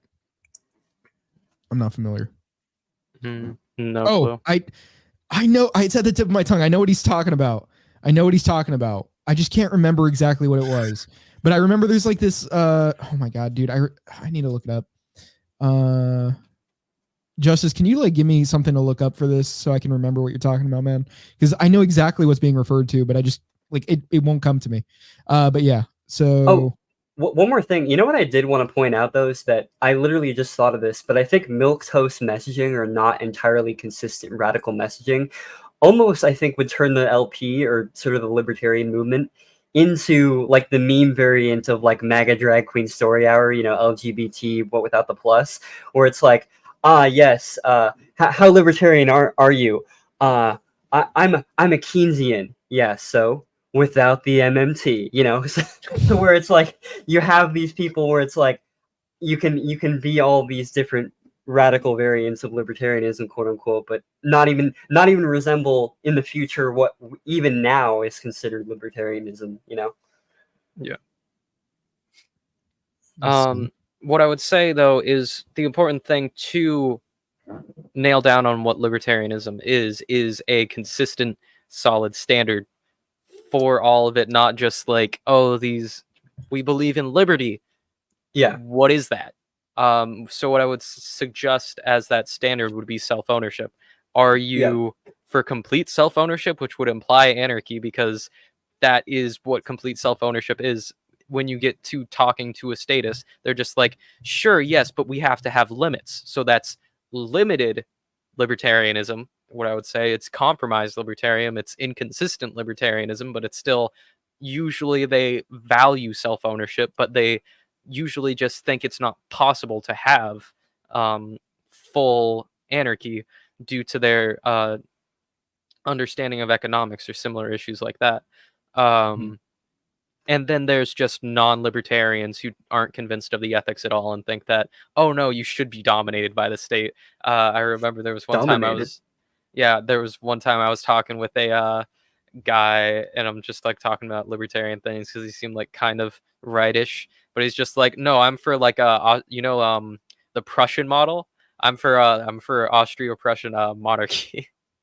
I'm just like, oh, I see. He's like secret. I used to be a Hoppian. Yeah. No, he doesn't know any of that. He didn't know any of the things. Yeah, so I'm trying to find what Justice was talking about. I found a tweet where it was like that drill guy at GRIL, like he said, I'm not owned. I continue to insist as I slowly shrink and transform into a corn cob. Oh, is it just the fact that like Mike Rechtenwald just blocked him over the tweet itself rather than I need Justice to figure like for me to figure this out. Let me share for context though. So basically this guy is tweeting that I'm not owned. I continue to hold on. What the hell? I'm trying to get that out of the way. You saw what was going on? What the hell? Yeah. I continue to insist as I slowly shrink and transform into a corn cob. And so then he said, there's been a mistake, sir. Please unblock me. And Michael Rechtenwald apparently blocked him. Like, is it just over that tweet? Like, there was nothing else that he was actually talking about? Like, I don't understand. I don't understand. I don't know. This was like 6 years after the original tweet. What the hell? Yeah, I don't know what's going on here. Is that all the context there is? That's weird. But yeah, let's get to some more chats here. Yeah. PETA says Ignis admitted mutualists are based. Ignis left confirmed. Leftist. Leftist confirmed. Ignis leftist confirmed. No. Let's see. But mutualists, they're what ANCOMs should be, where it's just like complete like free association. We're not gonna like try to force you to not hold your property. We just would like to have this property in common and everything like that. And it's just, they're wrong on the economics, where it's just like you can't literally have multiple people owning a piece of property because that leads to contradiction and like what ownership as a term means. However, at least they're mutualists are the commie hippies that just own a farm together. I'll make watermelons, bro, and you'll make like potatoes, and we'll just trade. And I'll make fried chicken. There you go. I'll make watermelon. No, you make the Kool-Aid. Oh shit, you're right. Yeah, so I mean, well, this divide has been going on basically since the libertarian philosophy's early origins. Basically, everything stemmed from Proudhon, because Proudhon was sort of the moderate kind of like in between individualist anarchism and communist anarchism, and so the sort of the two big branches that devolved from Proudhon's original theory were the individualists and mutualists, which were sort of the Tuckerite variant in America, and then in Europe you mostly had the Bakuninists and the Kropotkinites, which were the more communist leaning. And I would argue that, and then of course from the individual side you had Rothbard, which basically introduced Austrian theory to individualist anarchism, and that culminated in what I would argue has been the best variant of anarchism so far. Though I would argue that even though I think I wouldn't take the commie side in that original Proudhon split, I would argue that the original variants of their theories were really not that insane. They had problems, but I would argue that they, for their time, were reasonable, and also I would argue that it's understandable that they came to those conclusions. But I would also say that I think that a lot of their poor assumptions, they made a lot of poor assumptions about property theory that individualists like Tucker didn't make. So, for instance, like mass collective. Well, yeah, that's. But like the hyper emphasis on usufruct property norms, and like hardcore usufruct to the point where it's like, and then also the adoption of collectivist property norms, to where you get shit like if the capitalist is setting up a bakery store and they abandon the bakery store, that technically counts as a property abandonment, so you can actually come in and eat the bread because they're not technically using it from our standpoint of property. So like it is a property theory, but again, I would like from our standpoint, we obviously have a lot of criticisms of that perspective. Never let a mutualist watch your phone. Their abandonment norms are terrible. Look, man, my phone is crapping out on me. They can have it. Like communist anarchists tend to have like mutualist norms, but a lot worse, basically. Because I don't think mutualists argue fully for like the seizure of the means of production, do they? No, I think it's usually just like, hey, but if they abandon it for the night. I think what their mostly criticisms of are shit like mainly land titles and like landlords, basically. I think that's kind of where like the extent to which their use. Is there an overlap of mutualists and Georgists? Yes, I would say yes, because you actually saw this sort of as sort of the decline of individualist anarchism. You actually saw a pretty big Georgist movement around that same time. So the Georgists and the individualists were definitely in that same movement, although they weren't the same. I'd say that like Georgists are basically like left-wing minarchists, essentially. Bro, Brianna did not die for this. You wanted to screen share something, Ignis? I got something cooking. I'm cooking. You want me to put it up? Yeah, sure. Let him cook. I got something cooking and it's almost done. Holy shit. Look at these eyebrows. All right. We'll check back up on that. That'll get to some chats. But we got to let him cook. Guys, stay tuned. Chat. Ignis is cooking. Chat is okay, but real. We should probably move on to like I mean we're mostly in the Oliver topic now, but gotta head out soon. Do you have how long do you have? I could probably go for like 20 to 30 or so. Okay. So we're gonna get back to just a few more chats. We're gonna just go through these ones quick. Just to see what people are saying. Oh, here's one that says, remember when Josh Smith put "we may not win" in his own campaign ad? Did Josh Smith even do well on the was he even in the running? I guess by the time they were at like the final ones, it was just like the top few. Yeah, just the top few. We're gonna get to that. Actually, I do have like a tweet series that I wanted to pull up for it, and that has to do with the Oliver stuff. But yeah, we are gonna move on to that after these chats. Let's see. So have run into several unironic libertarians are supposed to be for strong borders takes lately. Yeah. Militarize the border. Okay. Libertarianism is the maximization of liberty. I mean, honestly, yeah, like, this is what Ignis was kind of talking about too, is like using vague words like libertarianism equal freedom, and you've seen this abused by sort of the Voshite crowd, where it's like, are you truly free? See, I want maximization of freedom, but I argue, are you truly free when you don't have any food, or are you truly free when you're discriminated against by a business? This is why we need the Civil Rights Act and basic food. So like, I don't know. I would argue that libertarianism isn't about freedom, quote unquote, or liberty, although I think it incorporates those. Fundamentally, libertarianism is about the ownership of the individual and the right for them to homestead and use property voluntarily, essentially. And then from there, you get a lot of conclusions. But yeah, I think it is a mistake because, yeah, again, you can have your property rights respected and still, to some degree, not be free, right? You can have your property rights respected and still be a miserable still live in a miserable shithole. I would argue that libertarianism is the best. If you don't want as many people living in a shithole as possible, you should support property rights. But yeah, under any system, you're probably going to have people who are going to be unfree to some extent. Yeah. So I think the left libertarians like Vosh try to say oh, liberty is the ability to do things, and you are fine with people being poor. I want to give people things so that they can do things. So I'm more libertarian than you. Ignore that I'm for state-backed, basically slavery norms. Ignore that completely. Today's topic, slavery. Yeah, exactly.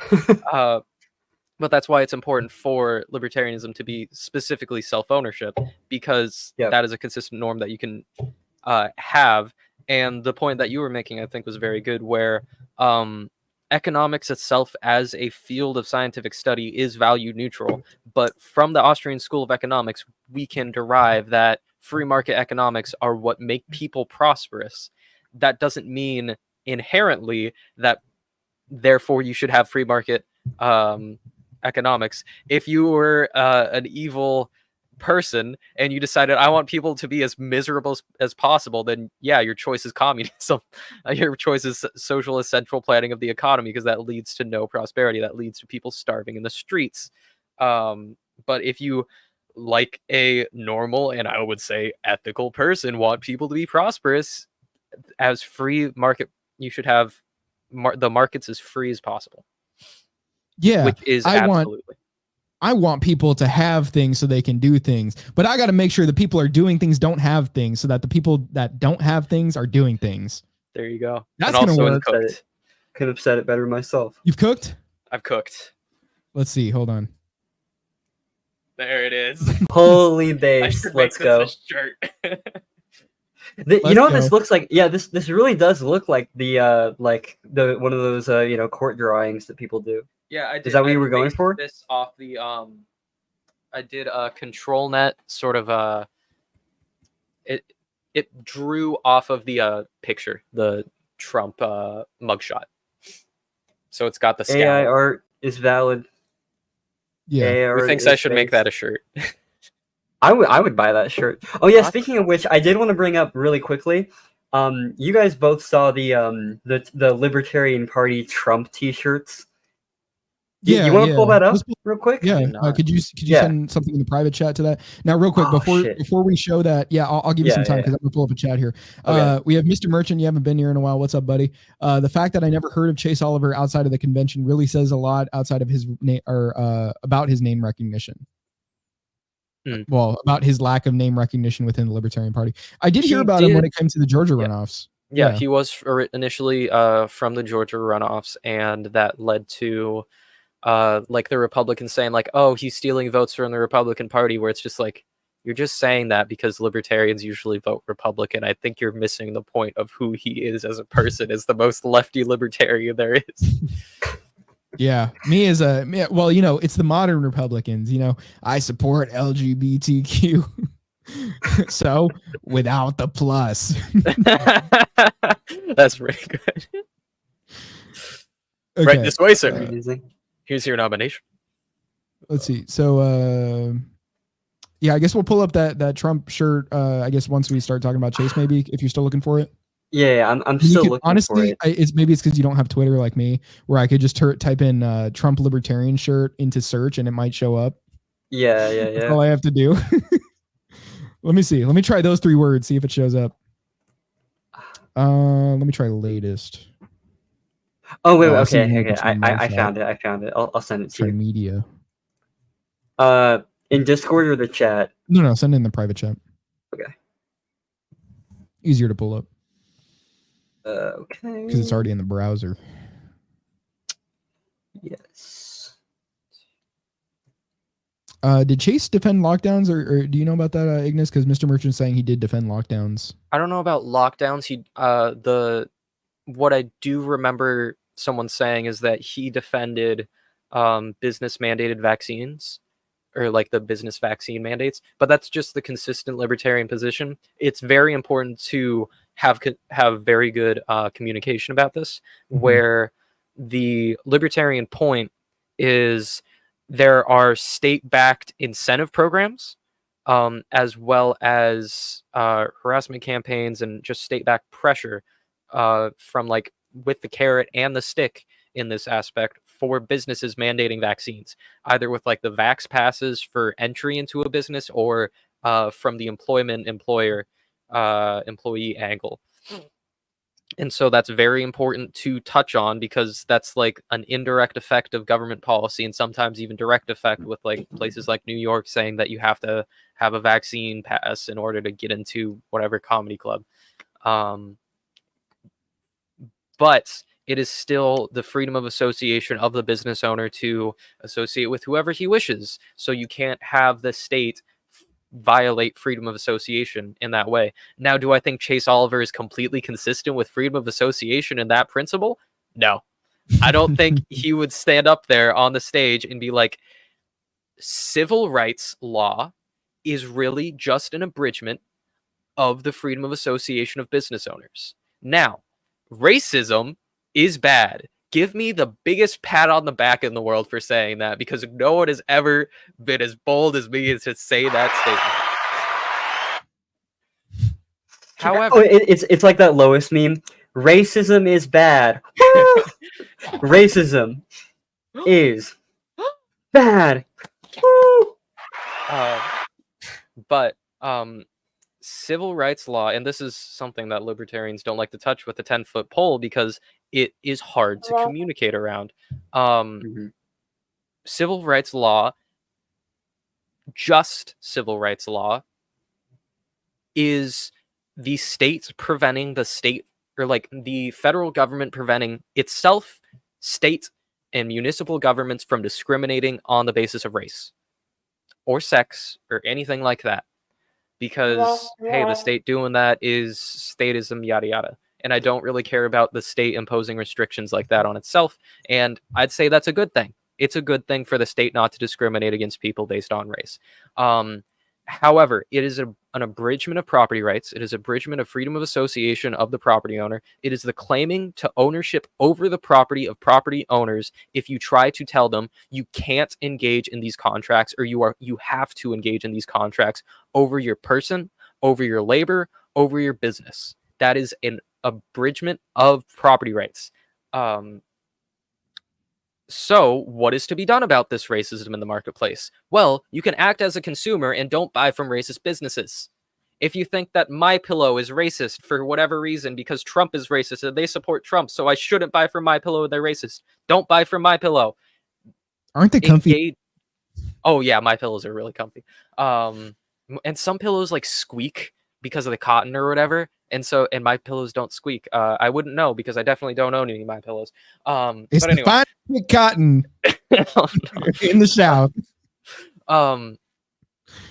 But engage in the marketplace. It is disincentivized from the employer standpoint to not hire black employees, because you're just going to have to pay a higher cost for labor because you're imposing this artificial scarcity upon your labor pool. So you lose in the marketplace. You're less efficient. On the customer standpoint, you are artificially limiting your amount of customers, so you aren't making as much money. By engaging in economic activity with somebody, the business benefits. So if you take that away from them, they no longer benefit from engaging in that way. Impose that cost. And they know this. They cancel businesses. That's the whole point. You cancel the business, they don't have business anymore, they're racist. Imagine just a business trying to get away with the standard of we don't serve these people here, no, they would get canceled instantly. There's the chance that they could scrape by, but they're not going to achieve market dominance. That's just not going to happen. Yeah, I mean, you also had like Thomas Solis pointed this out, is that you've even had instances where you've had intense areas of segregation, like in apartheid South Africa, where the white businesses are literally banned from hiring black workers, but they actually, in order to be profitable, they have to hire them anyway, because even if they themselves are racist and would even they wouldn't support that kind of state involvement because it's actually harming their own business model. So like just and then also just touch upon that as well, is that I think that even if I think it is important to acknowledge that just profit disregarding discrimination is probably going to exist either.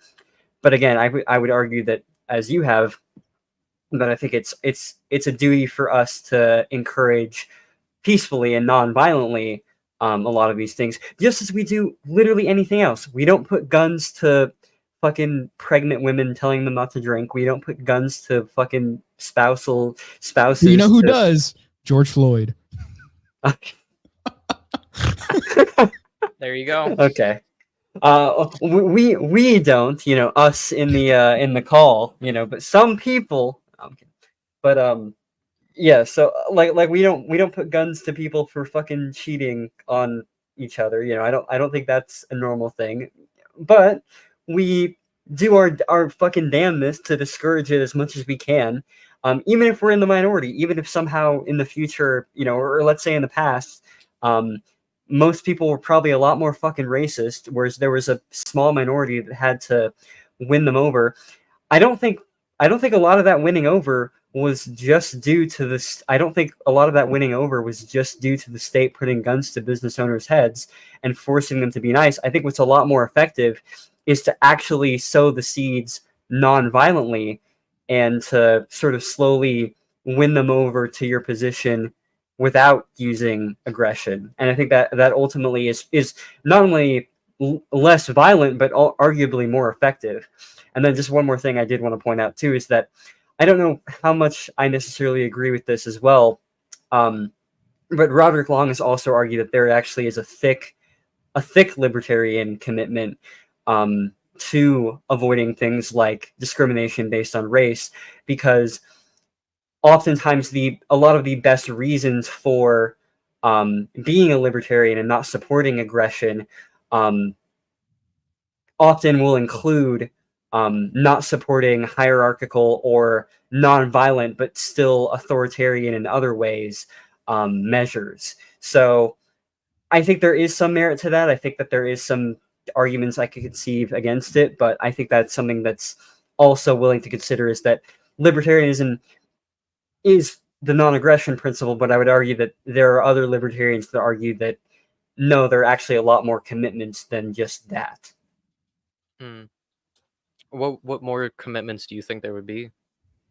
So for instance, I'm trying to remember the like all the different variants of thickness, but essentially, actually, Latina, let me black. Huh? Libertarianism All the variants is of thickness, man. holy base. Let's go. Now, real quick, so Mr. Merchant claims, he says, Ignis, the problem is that it is difficult to determine which business is doing the mask or vax mandate because they want to versus the state forcing them to because the force is not seen by the consumer. I mean, I just want to throw that in, I mean, we can tell which ones are doing it because it gets outed by people. I mean, Carhartt or Kroger, those kinds of companies that were doing it. So yeah, it's not like nobody knows that they're doing it. So if you don't want to support those companies anymore, I mean, it does suck that the state is enforcing property titles, so it's hard to find alternatives even like in the face of that. But I mean, at the same time, there are such alternatives, and there's still a possibility to build them. There's still a possibility to boycott these companies. So I mean, yeah, I don't think it's as big of an issue as being as is being presented right there. Yeah. But what I was going to say with the thick point, I don't think I agree entirely with Roderick's position. I think I need to do a bit more research into thick libertarianism specifically. But I guess for anyone watching, one of the biggest misconceptions of it, and this is a misconception that like Walter Block, for instance, has made, is that adopting thick positions to libertarianism is sort of like a Christmas tree. Like you're adding you're adding things that are substituting for the non-aggression principle. You're abandoning aspects of the non-aggression principle in favor of restricting things that you socially view as problematic. So he used the example of like, well, thick libertarians argue that the gay person should have to pay the fine to the state to, and so that's not the position that Roderick is arguing. His argument essentially is that there are commitments that make sense or are reasonable for libertarians to adopt that have to do with libertarianism, but that are tangentially related to the non-aggression principle, but that aren't entirely not related. So one example of something that would not be related would be like classical music. Like enjoying classical music, it's not directly NAP, it's not directly anything to do with the NAP, but it's also not something that, like, as a libertarian, it makes sense for you to adopt. Whereas something like, and we've talked about this as well, is like sweatshop labor, for instance, right? Completely voluntary interaction between the sweatshop owner and the business owner. Nothing wrong with it. And even thick libertarians aren't arguing that there's anything wrong with the actual free exchange. We're not arguing that the state should impose restrictions on it. But I think that there are libertarian reasons for being skeptical of that model of association, even if the two associations between the partners aren't inherently aggressive, because the underlying conditions that cause these types of economic associations to come into being are aggressive. The types of economic restrictions that you're engaging upon against these people are restricting better alternatives that could have come into being that these people now don't have access to. So from that perspective, it would be a thick point, which again isn't rejecting the NAP. It's just arguing that there are things that don't necessarily have to do with the NAP, but nonetheless have some kind of relation or connection to libertarianism that libertarians have reasons to be concerned about. And just the final thing before I quit yapping, an example that he likened to was that you're not a fake libertarian for not being a thick libertarian. He would just argue that libertarianism isn't in a healthy position without adopting some of these positions. So for instance, my arm isn't a necessary part of me. It's still a part of me, but it isn't a necessary part. But nonetheless, it is still an important component of me, even though without it, I would still count as me, in the same way that libertarians who are thin libertarians and don't have these positions are still libertarians. But libertarianism isn't in a healthy position without some of these thicker commitments. I just think just replacing parts of the NAP with just these, because you're saying it's not replacing parts of the NAP with these principles and these ideas, right? Are you saying it is? Yeah. Okay, it's not. Then sure, it's just adding on to it some social values or anything. I was gonna say let's get to these shirts real quick so we can get to the Chase Oliver stuff, because I want Ignis here for it. I don't know how much time you have left. Yeah, now. No worries. I know we're like getting into that, like, My bad. Huh? I was just saying my bad. Oh, I thought Ignis was saying something. No. Okay. Yeah, just let me know if it's urgent. But yeah, I do want you to react to some of the Chase Oliver stuff, because there is some funny stuff coming. But basically, this is what Ancat was showing us. The Libertarian Party is selling Trump-themed merch ahead of speech by Donald Trump, the presumptive GOP nominee at the Libertarian National Convention. So you have one saying taxation is theft with a Trump head on it, peace not war, open debates, free Ross, free Assange, and the Fed. I mean, I don't think it's like, I don't think it's like egregious or anything to be selling these with Trump's head on them. I think it's kind of funny for some of them. Like you're associating Trump with these actual, I mean, like let's say, like, I mean, I think maybe end the Fed, you could say, is like, oh, well, it's not really like anti-political. It's, it's still politicized or whatever. But like for most of them, it's kind of just like, I mean, these are libertarian messages. So I think it's funny. Like, I don't think they're trying to say that Trump is libertarian or anything like that.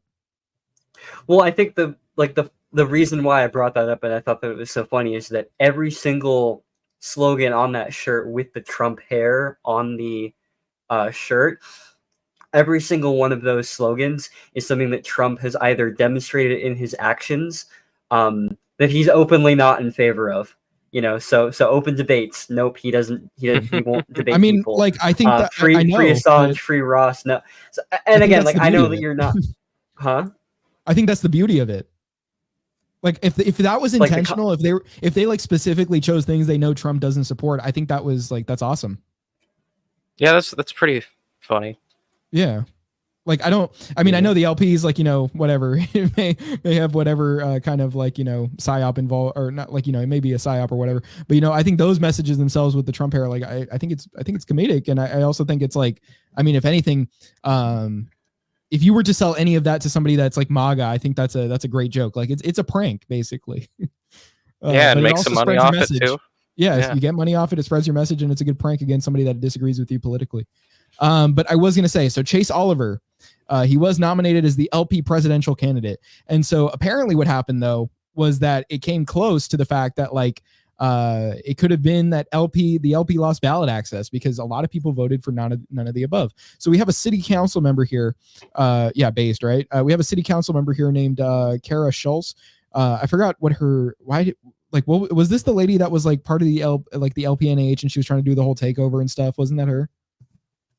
You recall this? I don't recall that, no. Because it was like Michael Malice was even talking about that on Tim Pool's show one time.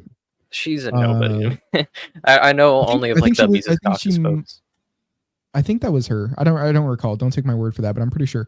But anyway, she says, I want to be clear about something that happened last night. 30% of the delegates voted to end the party's entire future based because their candidate lost 1 out of 5. So this is a tweet series right here. Chase Oliver won with 497 votes, so he got 60.61%, whereas none of the above, there were 300 votes for it, and it got 36.59. So yeah, basically what her tweet series goes over here is that like if you don't vote to have any candidate, you lose ballot access because basically there's no candidate on the ballot for your party, and so then blah blah blah, you're losing all this work that people have done. Yeah, whatever. I don't really care about what this bitch has to say, but yeah. Anyway, point being, I think it's funny because it's like, yeah, I mean that's kind of the base thing. Actually, she did respond like to the actual, like this being like a plot from the Mises Caucus. Let's see. They could have abstained and that would have been fine, but Heiss and MC leaders pushed for a catastrophic none of the above voted, and 300 MC members complied. And yeah, I don't ever want to hear that MC leadership and those 300 people care about campaigns, candidates, or the party that demonstrated in the clearest way possible. They do not. I mean, honestly, they're just going back to the roots of the LP, no? By doing that. And so thank you to the MC who broke ranks and were decent human beings. Please rethink the leadership in your... Yeah. Let's see. So please rethink the leadership in your organization and reflect how close the unrecoverable disaster we came, or how close to uncoverable disaster we came because of their temper tantrum. Yeah, I'd say Chase Oliver, I want to give him some grace, give him a chance to represent the Libertarian Party, but I just don't have confidence that he's going to be able to provide that message, because do we know if he's like one of the more classical liberal types, or is he consistent? So basically, like we'll go over some of what if people have like used against him from the Mises Caucus, where they're like he's like a race communist and stuff. So he has supported like, okay, so basically like he's saying like laws should not prevent kids from being given puberty blockers. He says he's not in favor of like in favor of anything surgical. But yeah, still they're not, none of them are actual treatments. But point being is like he's not only, okay with the state doing it, but it seems like based on his language that he's very okay with this, if not supportive of it for certain children. He did support like BLM as far as like putting out like their slogan and all that, like and reposting some stuff on Facebook, but really like, like the clip that has been levied against him as far as him being like a BLM supporter, his prescriptions in it were really just to end qualified immunity and requiring police officers to have liability insurance. And then he just said that the police shouldn't be funded until those criteria were met, but he really didn't even say anything that's like, supposedly like politically extreme, like get rid of the police altogether or anything like it. That wasn't said in the clip, at least. I don't know if he said anything like that, but yeah, all he was really saying was end qualified immunity and get them to have liability insurance. People were like, he's a BLM, like supporting like guy. I mean, it's like, okay, so yeah, BLM supporting, but they're trying to say like BLM extremist, or like, he wants the country to end or something like that, like to that extent. And, obviously that's just, I mean, he's pretty like, if anything, that take is like just similar to the classical liberals. That's like pretty equal pilled right there. So, I mean, yeah, he's pretty similar in that way. And honestly, I don't even know that Josh Equal really has a problem with the whole like hormone blocker stuff for kids. I think he's also okay with that. If I'm not mistaken, like, don't let me make any claims about Josh Equal that are not true, but I believe I saw that. Yeah. And then on the vaccine mandate thing, yeah, he's not actually pro vaccine mandate. Like I even saw Tim Pool claim that he's like pro mandate. Because of the business stuff. So Tim Pool really can't even separate the state versus what businesses do, I guess, in classic Tim Pool fashion, where he's like, yeah, and make sure social medias can't censor people like legally. And so, yeah, he doesn't think the state should just, I mean, like, Chase Oliver just doesn't think the state should be involved in that decision. So, I mean, in a lot of ways, he is just, I mean, from the sound of it, other than like, I mean, he's gay, right? But like, it's like, he's just kind of like classical liberal. I mean, honestly, I don't know that he actually has shown anything that would say like this guy's like a leftist or something. I don't know that this is the case, because from what I've been seeing as far as the things being used against him, if this is what we have, which I will pull up some Michael Malice tweets about Chase Oliver, which I do want you to see some of these. Yeah, I do want you to see some of these, Ignis. I know we're holding you a bit, but that's really the last thing I really even wanted to go over was a few of his tweets. But yeah, I'll get your thoughts on that, and then we can go to the Michael Malice stuff. Sounds good. But yeah, you guys have any opinions on all of this? I don't think so. I think that sounds good, that against qualified immunity, like he seems decently consistent. Classical liberal though, so not going all the way with the beliefs. I think if the Libertarian Party is going to run a candidate, they should run one who is consistently libertarian, not one of these half believers or anything like that. Don't want any half. Don't give me a half seat. I don't want a half seat in my party. No, none of that. But yeah, it just sucks how Michael Rectenwald wasn't like didn't live up to what he was supposed to be. It's just, if he's gonna take an edible before the most important nights of at least the year for him, let's be real. Yeah. Not the greatest libertarian messenger. He's gay. I'm at 2024. Yeah, quote me on that. Would you rather? Would you rather have a gay candidate or a thought candidate? Why? I'd gay rather candidate. have no, I can't say thought because then that would be a woman. Gay candidate or thought candidate. Whereas a gay candidate, but it's a man, but he's gay. So it's like, honestly, how gay is he? I'm sure he's very flamboyantly gay, if this is the question. Well, he's gay, so I mean, it's like, are you just asking how gay he acts? Because like, if you ask me, would I have a gay son or a thought daughter? I'm picking thought daughter. Okay. But like a candidate, this is a politician. Honestly, politics is a joke, right? And as much as women probably shouldn't be political, it's not very ladylike. Being a thought isn't ladylike anyway. Honestly, so rather than seeing a gay man on TV, I'm not saying there's anything wrong with it, but rather than seeing a gay man on TV, I'd rather see some women representation. They're a more marginalized community because supposedly the gays are. No, it's women, guys. Respect women. These gay men, these gay white men, they think they're the white men of the oppressed. Okay, so we need a thought candidate. Here's the thing. I'm going to challenge you a bit on that. I think I'd rather have the gay son, because I think being a thought daughter is worse, not only for the woman, but also just the spreading of horrible things out into the world. I think you're doing more harm to the world as a thought than like just having the preference of being gay. Like, I don't know. I think that would you have a gay son or a thought daughter? Oh, bother. You didn't even think about it. You didn't even think about it till now. I would say gay son. Now, was he touched? Was he touched? Was he born that way, or was he touched? Well, if he was born that way, then the only way you can be born that way is like hormonally, and you can fix that anyway. Several sons. You can do gay son. hormone That means that I had anyway. several sons, and it's just the last one is more likely to be gay. If I had a thought daughter, that means I went wrong somewhere. But I'd say no comment.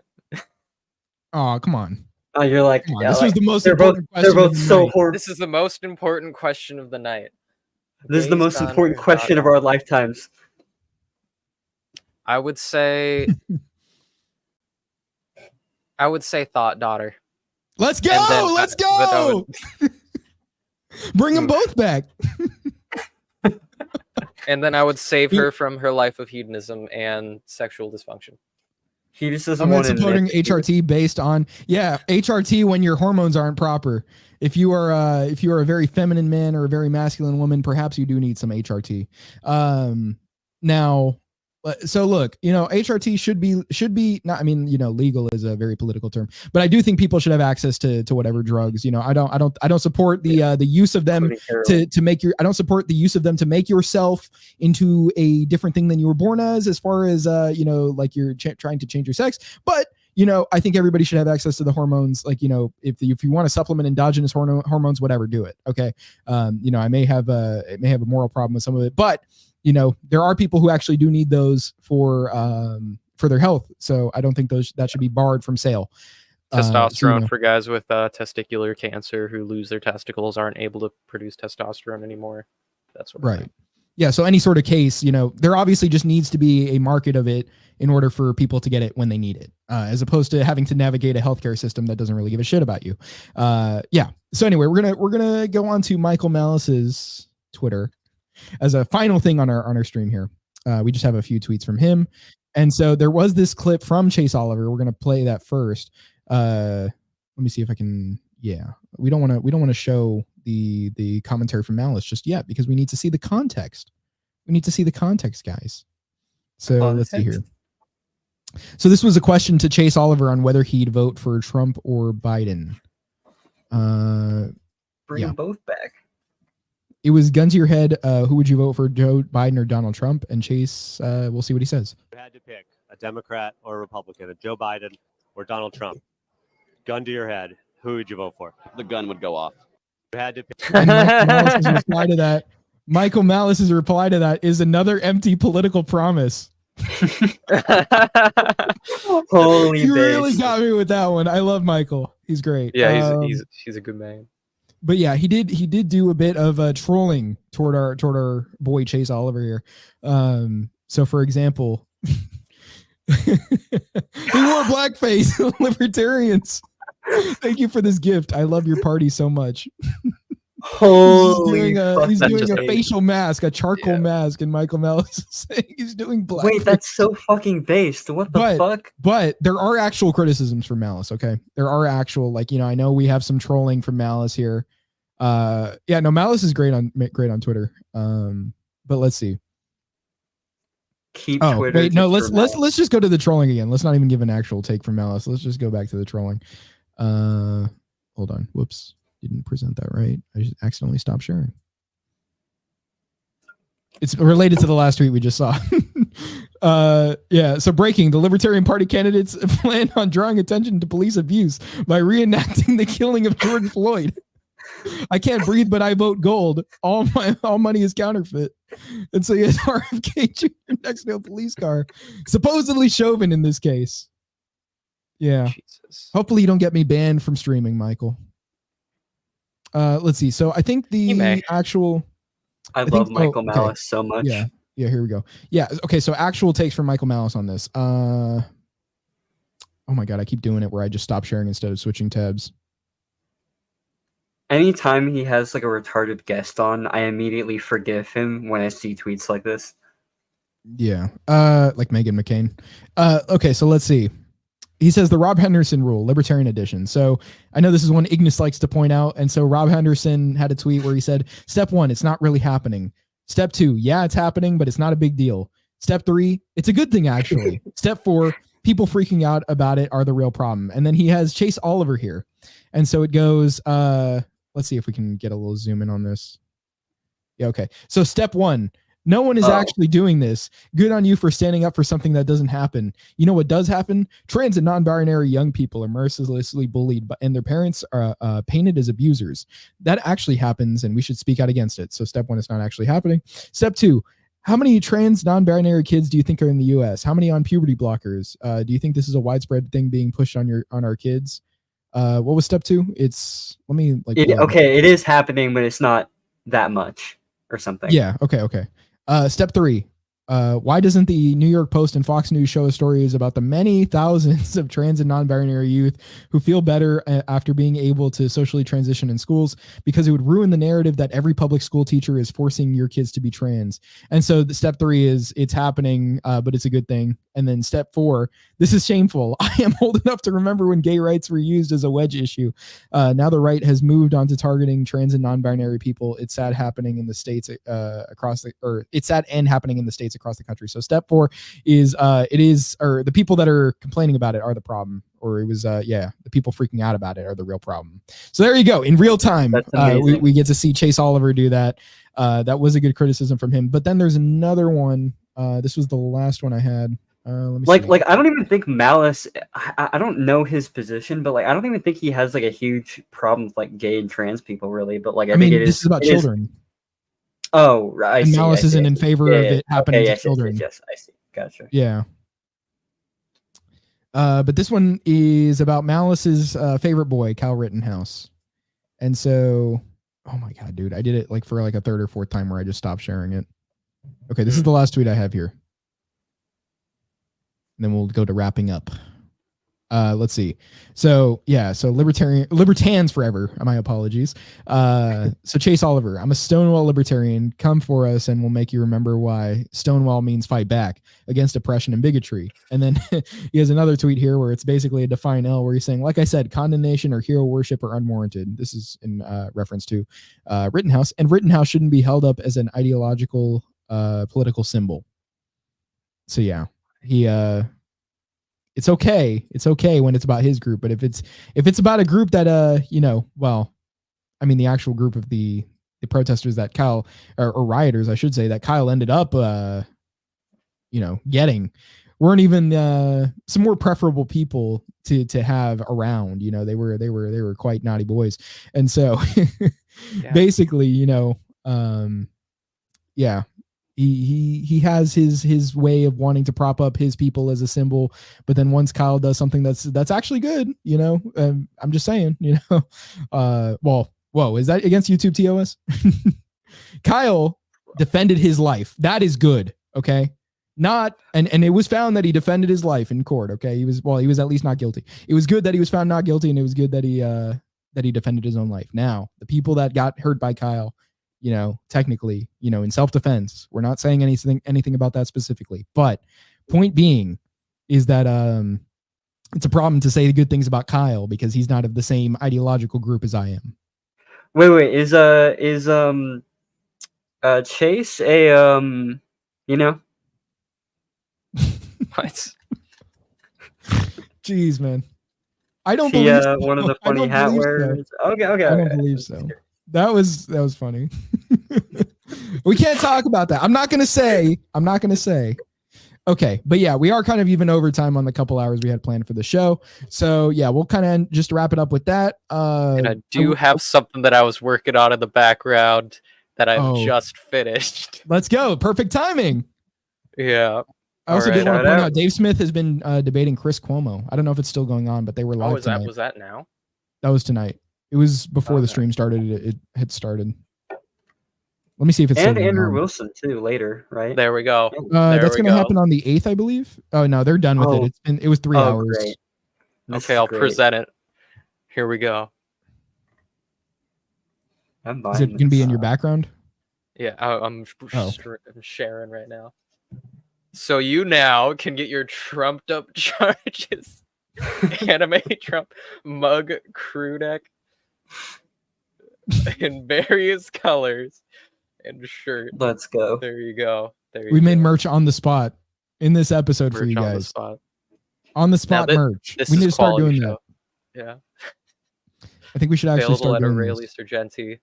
I think I'm gonna make merch for my channel. What was that? I was trying to upscale it, but it was just taking too long, and I just stopped it, and this is what it got so far. I'm saying, what's that noise? Somebody farted? Oh, someone ripped a hot one. But if you want to buy that, go on ahead. AureliusArgenti.creatorspring.com. or slash it's .creator-spring.com/listing/new-Trump-up-charges. Easy to remember. Of course, very easy. Anyway, yeah, so I'll let you guys give your final thoughts on this episode. Yeah, I guess that's it. You know, we kind of did talk about all that stuff that just happened. Trump getting convicted, speaking at the LP, LNC, and Chase Oliver. So what's up? You can go ahead first. I was just gonna say, all I have to say is that I had a good time. That's it. It was a good stream. I thought about doing it earlier in the week. I'm like, yeah, we should do that. And then it didn't hit me again until this morning. Then I'm like, wait a minute, I could do this tonight. There you go. And so I texted both of you this morning. Yeah, it was a good stream. Went a little bit over what I wanted to stay, but I'm glad I got like all the memes finished and published. The live meme creation was fun, but good stream. I think the overall state of politics as far as the libertarian front is very doomer. So just engage in your counter economy, everything like that. Engage in the black and gray market, avoid the red, and avoid the feds. Learn your OPSEC Bible if you're going to engage in anything counter economically. But other than that, I'd say it was a nice talk, and memes were flowing. Oh yeah, speaking of, if Trump and the LP at the current state of the LP has blackpilled you, I will be making an official Agorist manifesto. I plan on expanding the theory and making it not retarded, and making the voice of the theory not embarrassing or difficult to follow. You know, no offense to anyone particularly, but yeah. And it won't be word selly, I promise. But and also it will be advocating some very interesting praxis, not necessarily counter econ, though that will be a part of it. I will be mainly focusing on implementing Austrian entrepreneurship theory, and also the book The Sovereign Individual, and a lot of transhumanist shit. So get prepared for that. Transhumanism, hormones. There you go. Well, I guess I should more clarify futurism, like basically just speed running the Kardashev scale. Gotcha. Okay. Anything you guys want to shout out though, other than the shirt? I'll say the shop. I'm currently formulating a formal proof of the non-aggression principle using first order logic, deontic logic, and now apparently linear logic. I'm on a schizoid document of I think 22 pages now of 6,500 words. The final proof I'll publish to as many places as I can. I'll run the circuit with it because I hope it will be a significant document that makes waves, because I think a formal proof of the non-aggression principle would be the best thing that happened to libertarianism since sliced Rothbard. No, but I feel confident in part because the proof so far looks solid, but I'm sure I'll have multiple volumes in it because I'm sure there'll be errors. Bro, we're cooking up some real shit. You're working on libertarian ethics proofs. I'm working on like libertarian praxis proofs. Like, holy shit. Yeah, let's go. Future's looking bright. Let's go. And also the libertarianism video too. The history one still in the works, but you know, hopefully by next month is my goal for it to be uploaded. So. And then if you want to see more shirts, I'll definitely start making that, because I think I just want to make general libertarian wear. I think that would be decent to have as a source of revenue. And of course, like I could probably do a deal with you guys where I could host shirts for you, take a little bit of a cut myself. I'll come up with interesting designs for you. Hell yeah. I might have to block some of them, but you know. Wait. We need like an Ignis happy merchant, you know, emote where you're like rubbing your hands together. There's already a happy merchant emote of me. Oh no. We could do the Wojak. We need one of him. That might sell. Just to gross out factor, get the Wojak of me on there. But yes, I'll probably be publishing shirts and other stuff to spring. more recently. If you could add that creator link in your description, that would be much appreciated. But I have a choice right now, focusing on this and other things. I'm trying to do both at the same time. We'll see how that works out. Yeah, I'll be sure to throw that shirt link up there after the stream ends. Yep. But yeah, I guess that's it for me as well. Follow me at Civil Offense on social media. And yeah, I suppose that is it for today. Just support the show. It was good seeing you guys. It was good talking to you. It's been a while since we've done one of these, like, you know, all three of us. And I think the last time we did that was on the Israel-Palestine one. So yeah, we got to do this more often. But yeah, oh yeah, make sure you guys sub to the show, and remember, Civil Offense is the key to winning. Thank you.